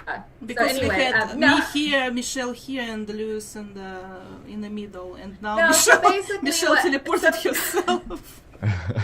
So basically what happened is apparently I went to open another window that's similarly colored to the Zoom window, and when I did, I accidentally clicked off the Zoom meeting window, but apparently my video didn't turn off. It just, I don't know. It was special. Okay, special moment. That's all I can say. Yeah, I will try to switch places in overlay. I'm just hope that there is no messes. Yeah. If I disappear, it doesn't matter as long as Louis is still there. Yeah. So do we have any other questions? Blottis wants to know if I have a beard now, since I have switched places with Louis. Yes. Okay, how about questions to Louis? Did we have let's see. Anything new? So Eminus does have a question. He wants to know if Oscuro plans to ever sing on any of his songs. I already have a little bit. I do like backing vocals sometimes, but they're really like you wouldn't necessarily notice it. On the one I released, You Are Not Alone, I sang the melody in the background, so you might be able to pick it out if you listen to it. Yeah, but yeah, I wouldn't do anything like that because I can't really sing like properly, so that I wouldn't want to have it like up front. I like working with vocalists who can actually sing, but that guy's got a really good voice, so why wouldn't you? Right. I know. I'm like, I thankfully in the comments he said that he does kind of plan to do more stuff along that style and to do more vocals, and I was like, excellent, please do, because I thought his vocals were really cool. So Will has another question, and I think it's a pretty good one. He says, how do you make your final mix of your tracks in terms of making sure the sound is good? Do you use headphones or studio speakers And has your home studio been Very good question. sound treated? Yeah. Yeah. Yeah, I don't really use headphones because I don't have a good quality pair of headphones. So I just use my monitors. I've just got KRK Rocket 6 monitors, which are, you know, pretty not the best probably, but I'm kind of used to them. And then in terms of treatment, you can see behind me some panels on the wall, and then I have some which are behind the speakers that are like behind the camera. So that just like deadens the room a little bit. So like without those, it was really echoey in here. And then in terms of like mixing, I try and stick to some basic kind of rules, I suppose, that I'll usually try and have the kick drum peaking at like maybe -6, and then I kind of build everything around that. And then once everything's going, you should be okay to like, if you do get any peaks, there'll be very small ones, and then because I'm kind of going into processing, it never actually clips.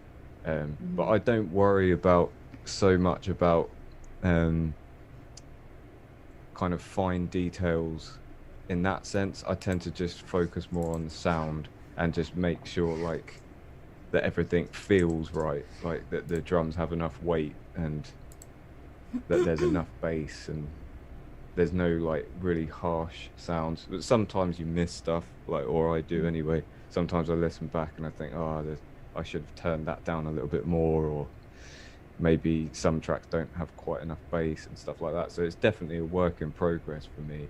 I think in an ideal world, maybe you'd have a lot longer to go back to the mix, like don't listen to it for like a month and then go back to it and listen to it. But because I'm kind of releasing stuff quite quickly, I tend to work quite quickly. But yeah, I don't spend too long on the mixing process. I just kind of do it as I go. I was actually going to ask, so how long do you kind of, as far as like you, I know you said you kind of go along with it as you go, but like your mixing / mastering process, like how long do you usually like do that? I mean, is that something like we're talking like days, hours? Do you ever just wait a couple days, or are you like, no, I'm working on this song, I want to get it finished and I'm gonna put it out? No, I usually will spend like a typical track will be probably take between 1 and 2 weeks depending on how easy it is. So that, and then I won't work on it every day, so there'll be some space in between. And usually once I start to feel like I've got, because like I was saying earlier, I add a lot of audio tracks and it tends to get quite messy. I'll kind of wait until I think I'm pretty much done, and then I'll spend a couple of hours just organizing everything, labeling everything, and then I'll kind of approach it with more of a mixing mindset and go in and just kind of check that there's nothing weird going on, and maybe group things together at that point so I can kind of process all the drums together. And so by the end, although there might be quite a lot of tracks, it will be boiled down to like maybe 5 or 6 folders or groups, and then I kind of treat those as like stems, and the final bit of mixing is kind of done with those.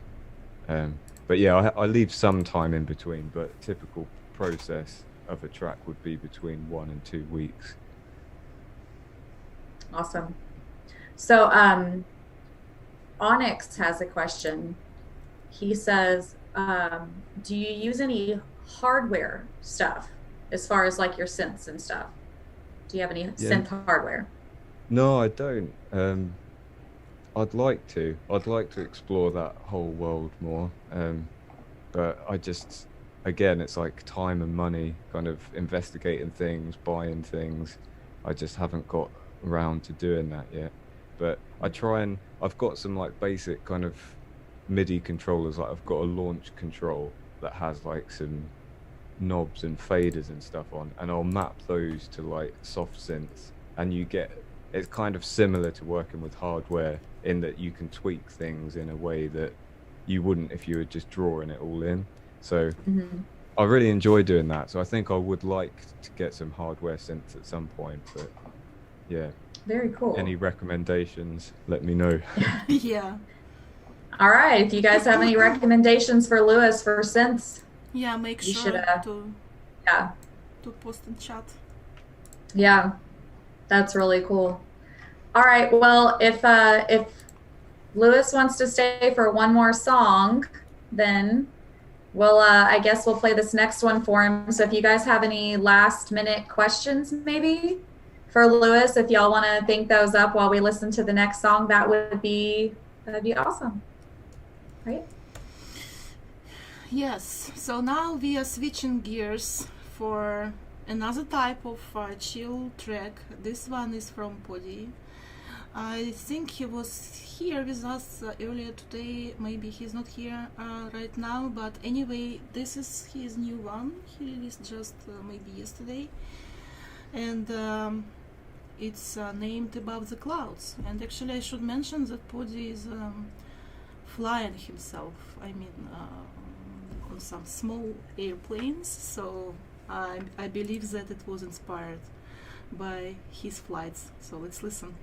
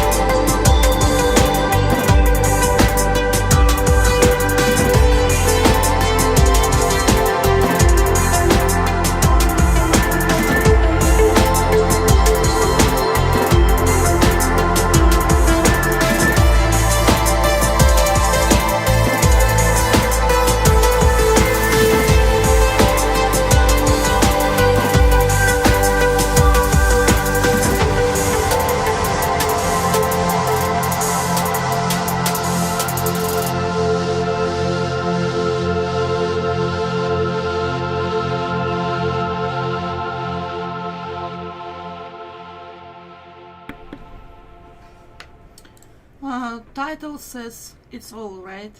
It's really this flying vibe in this track, and I really dig it, and I really like how it develops and how wide it is, and full of someone mentioned here in chat, full of sounds, you know, and this awesome melodies, and actually I think it's very, very great work from Poddi. Yeah, what do you guys think? Yeah, I thought it was really good. I really liked the plucky synth kind of riff that was going on. Yeah, it felt like a real journey, that one. Kind Yeah, of captured me. Yeah, really good. yeah, that's Yeah, I loved how this felt like a continual build almost, and yet it felt very dreamy, and you felt like satisfied. Like there was no, you know, you weren't really waiting for a drop that didn't come, yet it felt like a constant progression, and I really liked that a lot about this song. And I liked a lot of his sound choices. I think somebody else mentioned, said sparkling musical ideas. You have some sparkling musical ideas, talking to Poddi, and I really felt like that kind of captured that with this. It felt like a floating dreamy with like a little bit of sparkle on top, and I really liked it. It was very cool. Title very fitting, I think. Photomedian says, I want to be riding a bike in the summer breeze to this track. Yeah, also. Yeah. Yeah, because you are riding something, you know, it's like you have a journey. Yeah, you want to move forward with this. Yeah, very nice track, Poddi. We really enjoyed that one a lot. It was a really cool combination of sounds. So the only other question that I saw for Louis tonight, for those of you who are just tuning in, we have Oscuro with us. He's about to head out, but he's been an amazing guest. He's been so thoughtful in answering our questions and so patient. But yeah, so so Onyx would like to know if you want to do a collab. It's tricky question. Cool, man. Yeah, definitely. Send me a message somewhere, like. I say do it, right? Because I'd love to see that. I think that would be super cool. So I had to give him mega props actually for throwing that question out there. Yeah, no, yeah, like I say, I'm open. But yeah, I thought that was stuff. cool. I really like his stuff. So yeah, hit me up, man. We'll do it. Yes. I don't know. Do you have Discord, Louis? I think I downloaded it, but I haven't really used it. I need to get I'm into only it. asking because a couple people in the chat have said Oscuro needs to join the SGM Discord. Oh, okay, yeah. No, I'll look into it. I'll get on there. Yeah, thanks for the plug, guys, for trying to get Oscuro to come join us and hang out over there. No, but thank you so much for coming to hang out with us tonight, and for staying, and for just being an overall just pleasant guest and so thoughtful, and we just feel like we could hang out with you all night. So yes, and thank you so much for all detailed answers that you provided. Yes, because they are very detailed, and actually I myself got a lot of information. Me too. Some production tips, and it was really awesome, and I think that all people in chat really enjoyed your answers. They Everyone's had so saying many questions. Yeah, they did. Everyone's saying thank you so much, and also Alchemorph has a really great point. He says it's great to see the face behind the legendary music. So right. I think that's really awesome. It is really cool, you know, to be able to feel like you're open and like talking to you. That's really neat. So thank you so much for doing this. Yeah, no worries. Thanks a lot for having me on. Thanks everyone for listening. I'm flattered that people are kind of interested in what I'm doing, and if anyone wants to talk or ask any questions, I'm always open. So just send me a message on Instagram or SoundCloud or whatever. I'm always happy to chat. So yeah, it's been lovely. Thanks a lot for having me on. Well, thanks a lot for joining us today. Yeah, cool. Okay. Yeah. Shall I leave? It was pleasure. All right. Yeah, it was so great having you. Thank you so much. All right, thank you. Bye, guys. Bye. All right. You guys, that was so cool, right? Yeah, we have some more songs. That's just the extent of Lewis's visit with us tonight. So Yeah, we have few more. yeah, we have a few more. Yeah. All Oh, we're right. so glad you guys enjoyed that. You guys had some awesome questions, by the way. So Yes. yeah. And so, what can I say? No anyone guessed our guest today. Yes, He sunk into the sea. That's what. Yeah, Yes. it was cool. Yeah, thank you, Oliver. Actually, our episode's not over just yet if you wanted to continue to listen to songs. If not, if you guys need to go, we totally get it. But we do have about 7 more songs left. We know this Yeah. episode's taken a little longer, but that's just because we wanted to make sure that everyone got to ask their questions. Yeah, we are a little bit out of schedule today, and also Yeah. had a lot of talking. So, He did, but yeah. it was a really pleasure to to listen to all answers from Yeah. Oscuro and what he says, what he Yeah. shares with us, about Exactly. his production stuff and music, and yeah, it was very awesome to have him here. And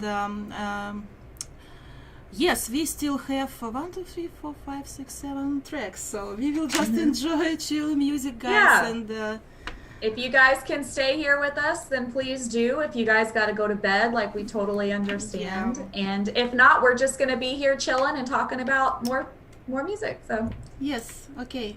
So next one is from Victoriya. Actually, I did not hear that one yet because Michelle put it last minute. So I will be listening to this also at first time, and we will see what we got here.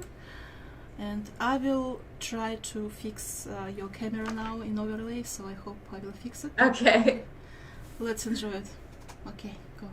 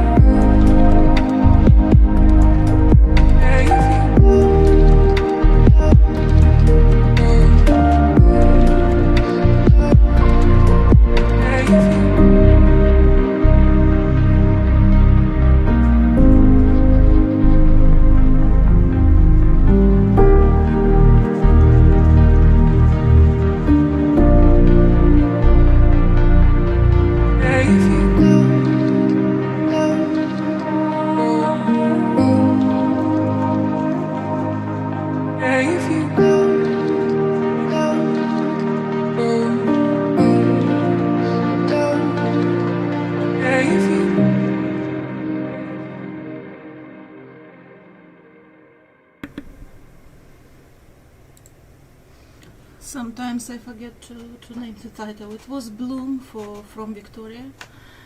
Really enjoyable actually, and I hear her vocals here. Her Yes. vocal elements. Yeah. I really like her vocals in this track a lot. Yeah. Yeah, that's very very chill and atmospheric, and it just makes me relax. You know, Yeah, it's it was cool. very relaxing. And I really liked how this one was very like piano based, you know? Yeah, It wasn't real I can hear that, synthy. yeah. Mhm. It wasn't real, I mean, it wasn't really super percussive or percussion driven, I guess. Maybe that's what I'm trying to say. It was very relaxing, and I really, really liked her vocals here. I liked them a lot. And I love how they're like that, almost like deep, like tenory sound, you know, not like the higher, like female vocals. So that was really cool with this track. I liked it a lot. Yes. I think this might be my favorite that she's done, so it was really cool to share that with everybody. Yeah, very nice one. So what we have here in chat?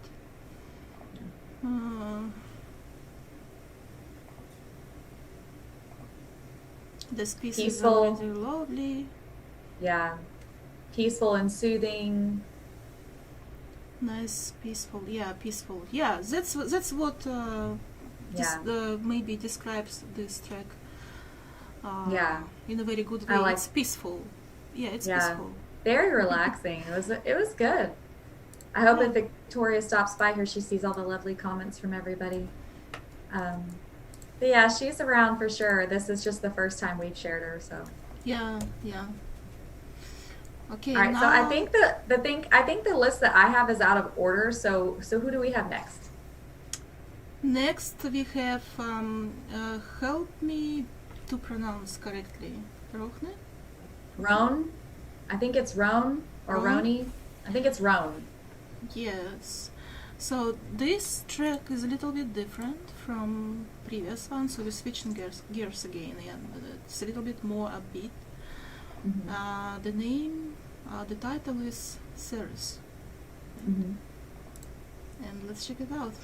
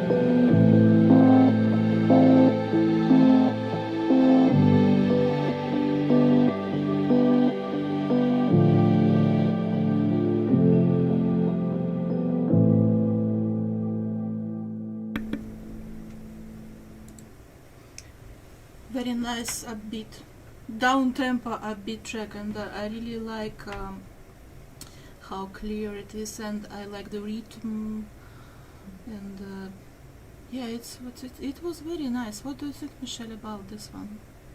Yeah, I really liked the movement in this one. Yeah. And Ray said too, like, you know, the drums. The drums were really nice in this track. And Yes. I don't think you can maybe see the description. The artist wrote a really nice description about when they were creating this track, about how ultimately all of the soundscapes and pieces that they were putting together kind of made them feel like this wide open, you know, space. And I just thought that was really cool. And I felt like you could feel that in this. It was very relaxed. Mm-hmm. But I really Yeah. liked it a lot. It was very, I don't know, it's just very like pleasing. You know, it's kind of one of those songs that you just like just to have on and just kind of chill. Yes. Yeah. Exactly. I like this one a lot. Everybody said that they thought this was nice. Actually, Poole said Nice, that yes. he was instantly following this artist. So yay, we love to hear whenever Yeah, me people too. find new artists that they want to check out more of their music. So definitely, please go do that. All right. So our next song tonight, I believe, if I'm back on course here, is from Space Out. Yes. Is that right? That's right. Yes, and It's this a is different vibe. yeah, it's another different vibe, still pretty down tempo, but this is Space Out's song, I Believed You. Okay. The stories that we say,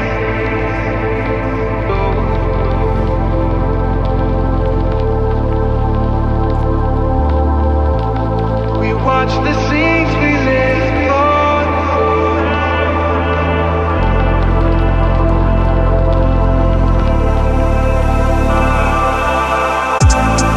The stories that we say,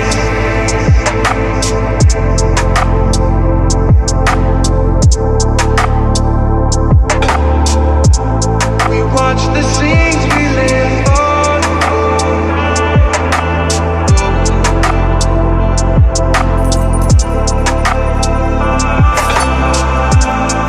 The stories that we say,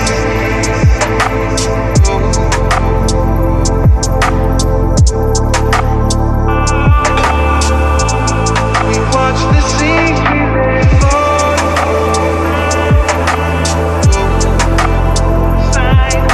The stories that we say,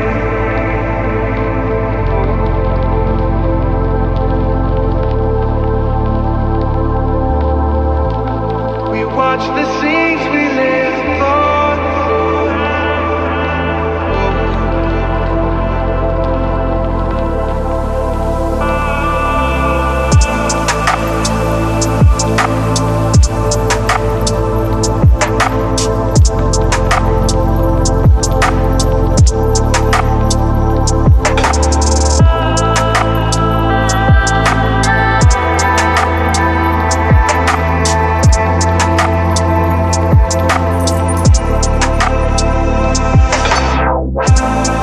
The stories that we say,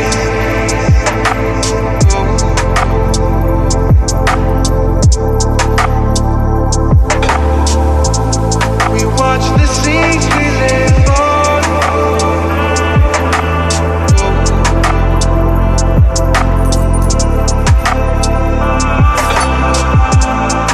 The stories that we say, we watch the scenes we live on.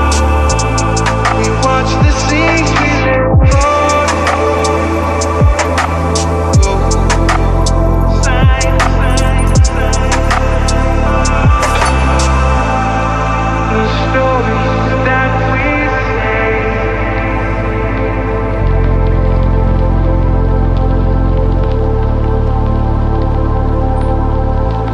we watch the scenes we live on.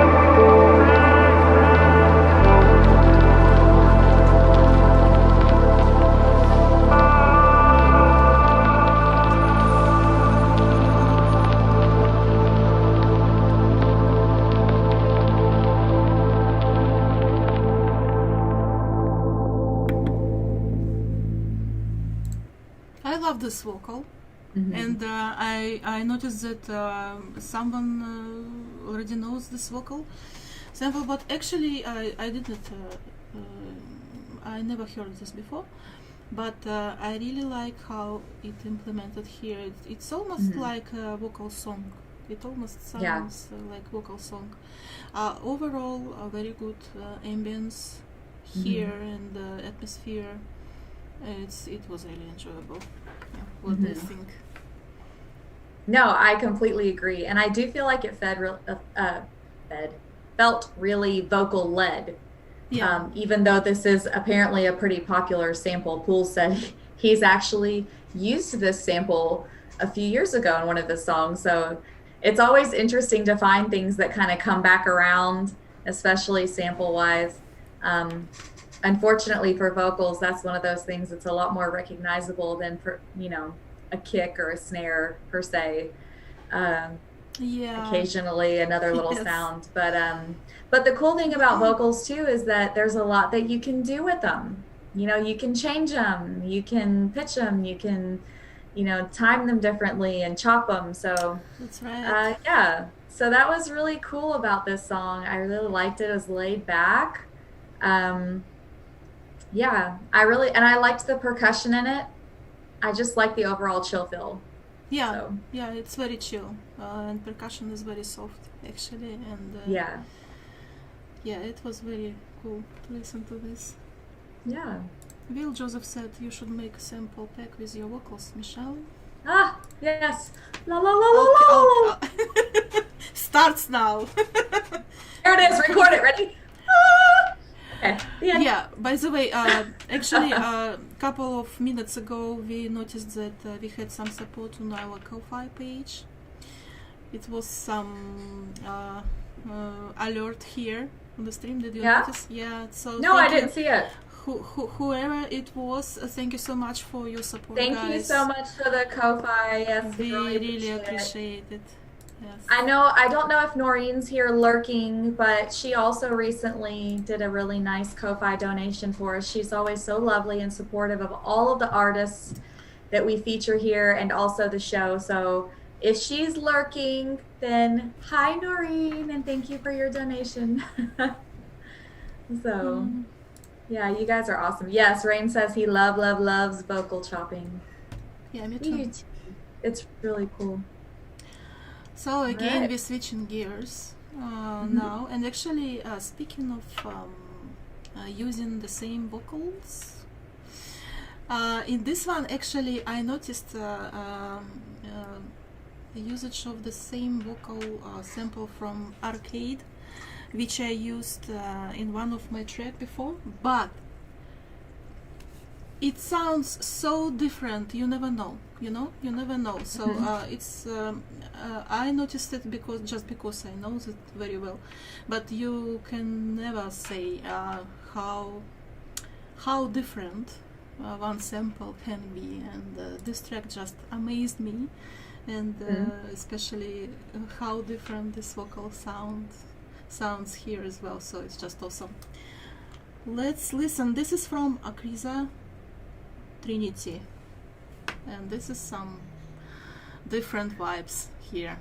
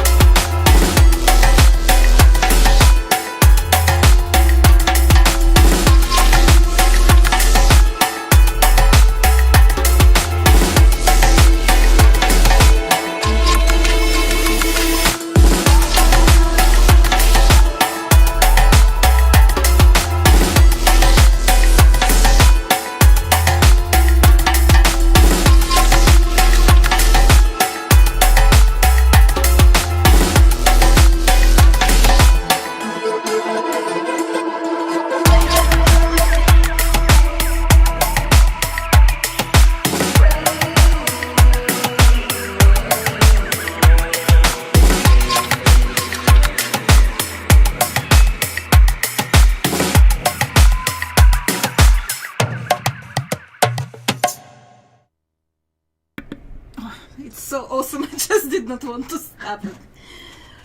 Yeah, it's just it's very dancey, but it's not like dancey. It's like how to explain? You know, this this Middle Eastern vibe. This Oriental vibe is awesome, and I mean, percussion is so crystal clear here, right? And even if it's loud, I mean, and very close, it still sits in the mix so well. you know, so it's just awesome, and production it's top notch. I liked the tribal feel of this too. Yeah. That was really cool. I can't believe that you said like those vocals, they don't even sound the same. Like, you know, like you said, like you've used them before or heard them before or something. Like that's really cool. You noticed, right? That maybe you heard them, but you cannot recognize because it's really different here. Yeah. Nighters. Yeah. Thank you guys so much for staying around and hanging out with us tonight. We know you guys gotta go. Yeah, it's kind of late. Thank you. It's kind of late for some of you creeping up. For us US peeps and over there in Hong Kong, you know, Anna's day's just getting started, and mine's still pretty early at night. So we have 3 hours stream right now already. We do, yes. Wow. Which is super fine because, you know, Oscuro gave us a really great time, like with asking him questions and really being open and sharing. So I'll take the extra time to be able to have those kind of discussions. So, all right. Good night, York. Thank you so much for hanging out with us. We still have 4 more tracks, 3 tracks, and actually 1 encore. So. Hey, Will, it's okay. We understand if people need to go. We don't mind. We're still here hanging out, sharing music, and people can come back and check out the other songs later too. Yeah, it's just because we have longer stream tonight, you know. So that's that's all right. We totally get it. We don't expect everybody to stay the whole time. Richard's gonna try to convince Urs to stay. That's really sweet. Okay, well, we'll move on to the next one then. Maybe you can catch this one before you go. This is also an artist we have not featured before. We actually had quite a few new artists tonight. I feel like what did you say to me in private, like chat? They're like mushrooms. Like these new artists just keep popping up. You're like, you think that you're fine, you know, at the end of the barrel, then all of a sudden you're like, no, just kidding. Check out these 50 artists over here. And then you're like, oh, wow, you know. I'm very happy to see new artists in this, you know, chill genre. So it means me too. This genre is actually widening up. So it's very cool. Cool said, oh, okay, one more then. Perfect. All right, this can be your sleepy song then, like to go away. It's a good one. A good one for you to go out on, I guess. This is the artist Etsu, and this is their song Wayfarer.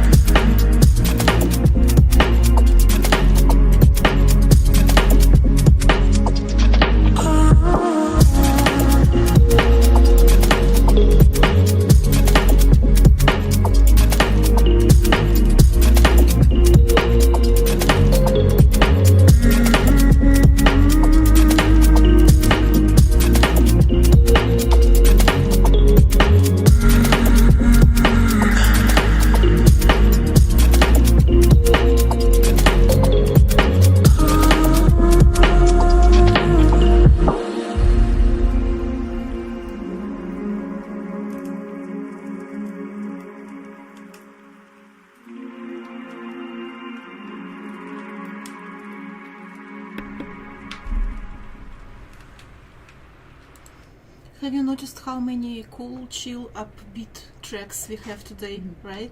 I know, we really do. Yeah, and I like that some upbeat tracks can be so chilling at the same time. It's very nice to switch between slower tracks and more I think it's cool too because it can show that even though tracks are like a little bit more energetic, that they can also still be chill. Drums doesn't have to mean like dance music in your face. That's right. Good night, Pools. Thank you so much for Good night. coming, and thanks for staying up with us. Yes, you sleep well too. Thank you. Yeah, this was really cool though. I liked the sounds in this a lot, and the drums really felt on point. I really like that about this song. Yeah, Thank you, that's right. Pools. Thank you. Okay, Alkimor said, I'm obsessed with hi-hats, I think. So always notice those. Right? Yeah. Pools said it was a solid track too. So yeah, really nice sounds here. And I liked the breaks. I liked that the breaks were more quiet, relaxed. That was really cool. All The right. next one's going to wake everybody up. Everybody that's still here, no fear. You will wake up with this next song. Yes. Okay. So the next one is from... I'm still not sure how to pronounce it correctly. I think it's D.Ito. D.Ito, yeah. Yeah. He didn't release for quite a long time. I think he had some release before, not much. So, but anyway, this one is new one from D.Ito, titled Trust Me, and this is like a chill step, melodic dubstep, very energetic, and very good vibes here. It's very positive vibes here. Let's listen.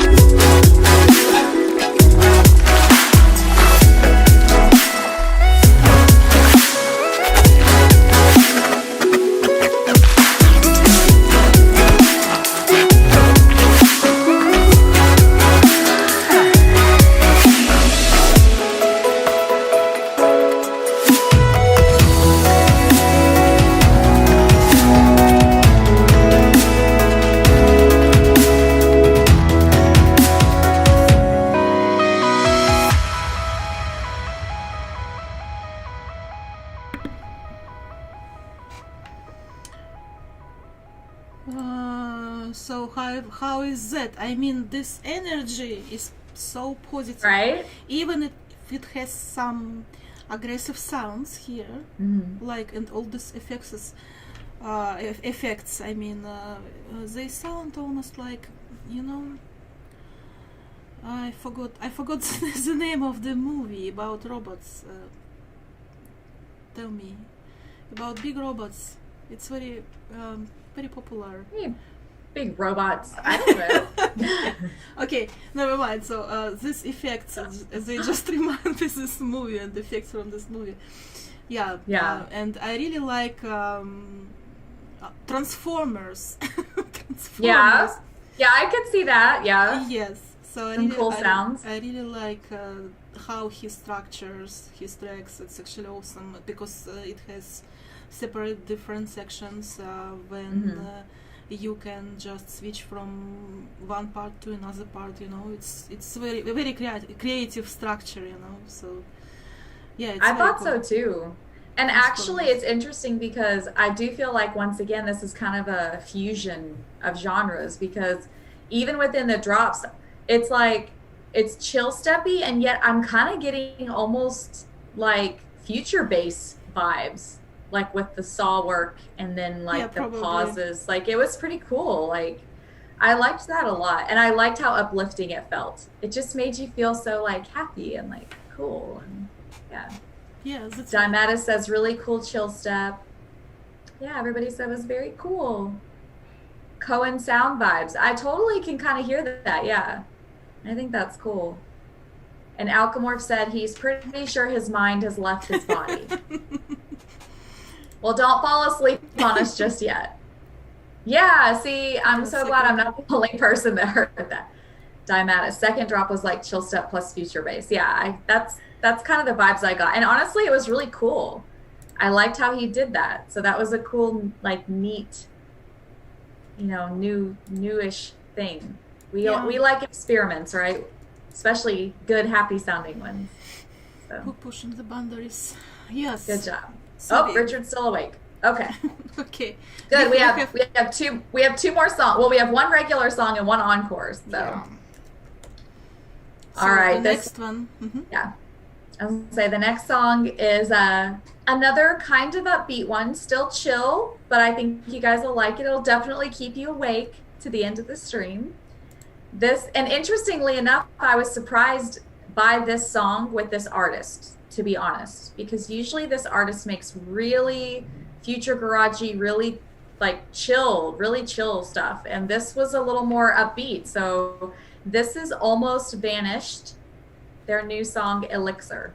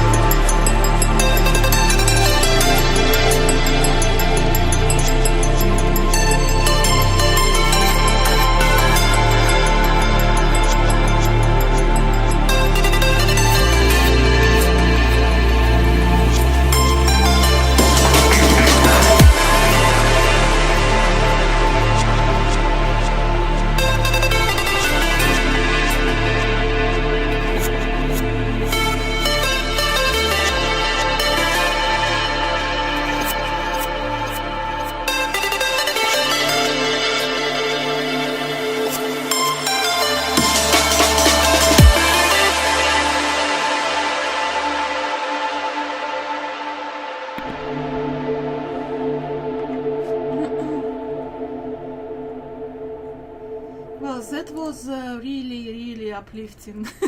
Mhm. Even Zelda came to you, I think. Yes, she see. felt this vibes. The trance vibes were calling Zelda, right? She was just like, I have to go downstairs and say hello to everybody and give Mel a kiss. So, but yeah, to answer Rain's question. So yeah, I mean, overall the show is very chill oriented, chill vibes. But we do like to switch it up a little bit and find some of these a little bit more upbeat gems that are still relatively chill compared to a lot of dance music, but definitely kind of push that a little bit. So we hope that you guys like us throwing some of those in there and like the variety. Oh, good. Dimata said the song woke him up and made him want to go run. Good. Told you. Yes, Told you waking up. this track makes me want coffee, but yeah, anyway, Uh-huh. I will wait. I just always want coffee. So Hmm. yeah, I'm glad Sia Wonder said. I feel like this definitely still falls under chill compared to a lot of electronic music. It's just, you know, a little bit more in the upbeat end. Oh, good. So glad. We're glad you like the variety. But yeah, generally we keep the show pretty chill. So, but yeah, I love this song. Of course, you guys know I kind of like the trancey feel of it. The DMV was awesome. And again, for Almost Vanished, this really surprised me. This was one of those, they released this new song. I saw it was released. I saw it was drum and bass, and I was like, okay.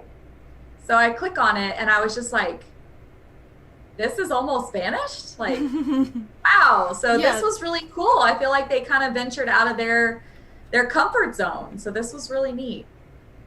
Yeah, sometimes, you know, it's cool when artists try something Yeah. different, and it's cool to hear. Oh, I what- mean, what like this music has. was, yeah, like chill trance is definitely a thing. I feel like this is definitely more like the drum and bass, but I liked the kind of trance integration with it, like the trancey sounds, I guess. Yeah, Zelda's probably going to be down here the rest of the show because once she comes down here, she doesn't want to leave and she's too big for the kids to drag her back upstairs. So Yeah, it's okay. sorry. But yeah, Almost Vanished has a lot of really good stuff out. This was just different for them. So it was really cool. And I say them, I don't know if it's a guy or a girl, to be honest. So drum trance. I dig it. We'll call it drum trance. Drum and trance bass-ishness. How about that? All right. Well, that was our last regular song for the night. We do have an encore as everyone's heading out for the evening. Yes. This is actually a song that Will picked. And so we wanted to share it because it's cool and different. It was submitted by Will, and we decided to play it for ENCORE, like something different. Because we normally play our own releases or something really different for in ENCORE. And this is actually it's very, very great one. It's from Omami, yeah, the band, I believe. A Lonely Road, and someone in comments, I believe, said here that it's some like trip hop vibes and Portishead vibes. So it's really cool song. And while we will play this song for you guys, we just once again wanted to thank you for coming today, and thanks for hanging with us, and thanks for all your questions to us. Yes, you guys are awesome.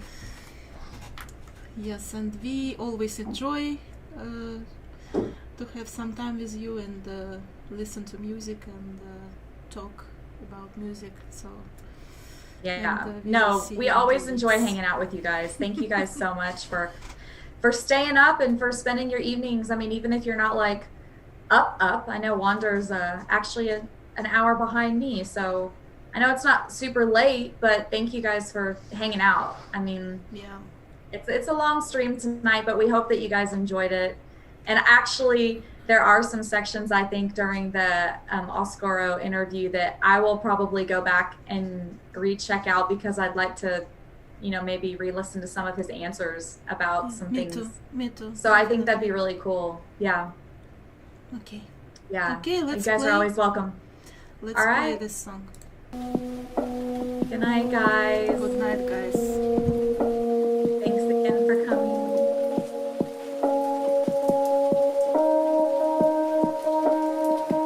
On the way, it's not always easy to say. Let it drop to the ground, to be found.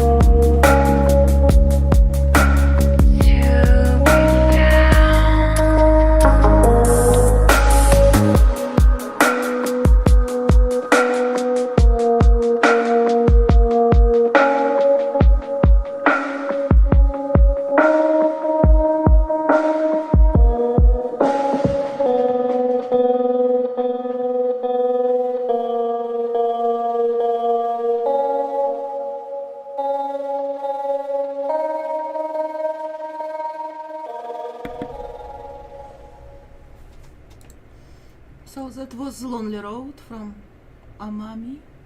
Yeah, that was really cool. I loved the bass in this, by the way. Yeah, and I totally can hear Portishead vibes here in this one. Yeah, this was cool. Well, you're like the king of our song suggestions. So I know that there's only a few of us in here and we're all just chilling. But Yeah, because we do always check the suggestions, and sometimes we get some really super interesting ones, like rap suggestions and stuff. But but Will's always pretty great with his suggestions. So Yeah. y'all come across cool music, shoot it our way, please. Okay. You have a dirty nose. Your nose All is right. dirty. All right. So once again, guys, thank you so much for coming today, and we are really happy that we had this wonderful episode today with Oscuro as a special guest, and it was very interesting for all of us. And have a good night. We will see Yes. you in another 2 weeks, and I hope that my computer will not do the same anymore what happened today. So but anyway, Thank you. yeah, we made it. Yes, thank you, Oscuro. Thank You you. can come back and rewatch it to listen to any other music. Thank you so much. And thank you guys for staying with us. Thank you so hey, much. Pete. Pete, Pete. you are late. Pete. We Dude. were online like three and a half hours Pete. today. Oh, you'll have to go back and watch it and find out who our mystery guest was. Yeah. So Anyway, good night, guys. Thanks Okay, so good much for night, hanging guys. out with us. yeah. Thank you so much. See you in 2 weeks. Bye bye. Good night.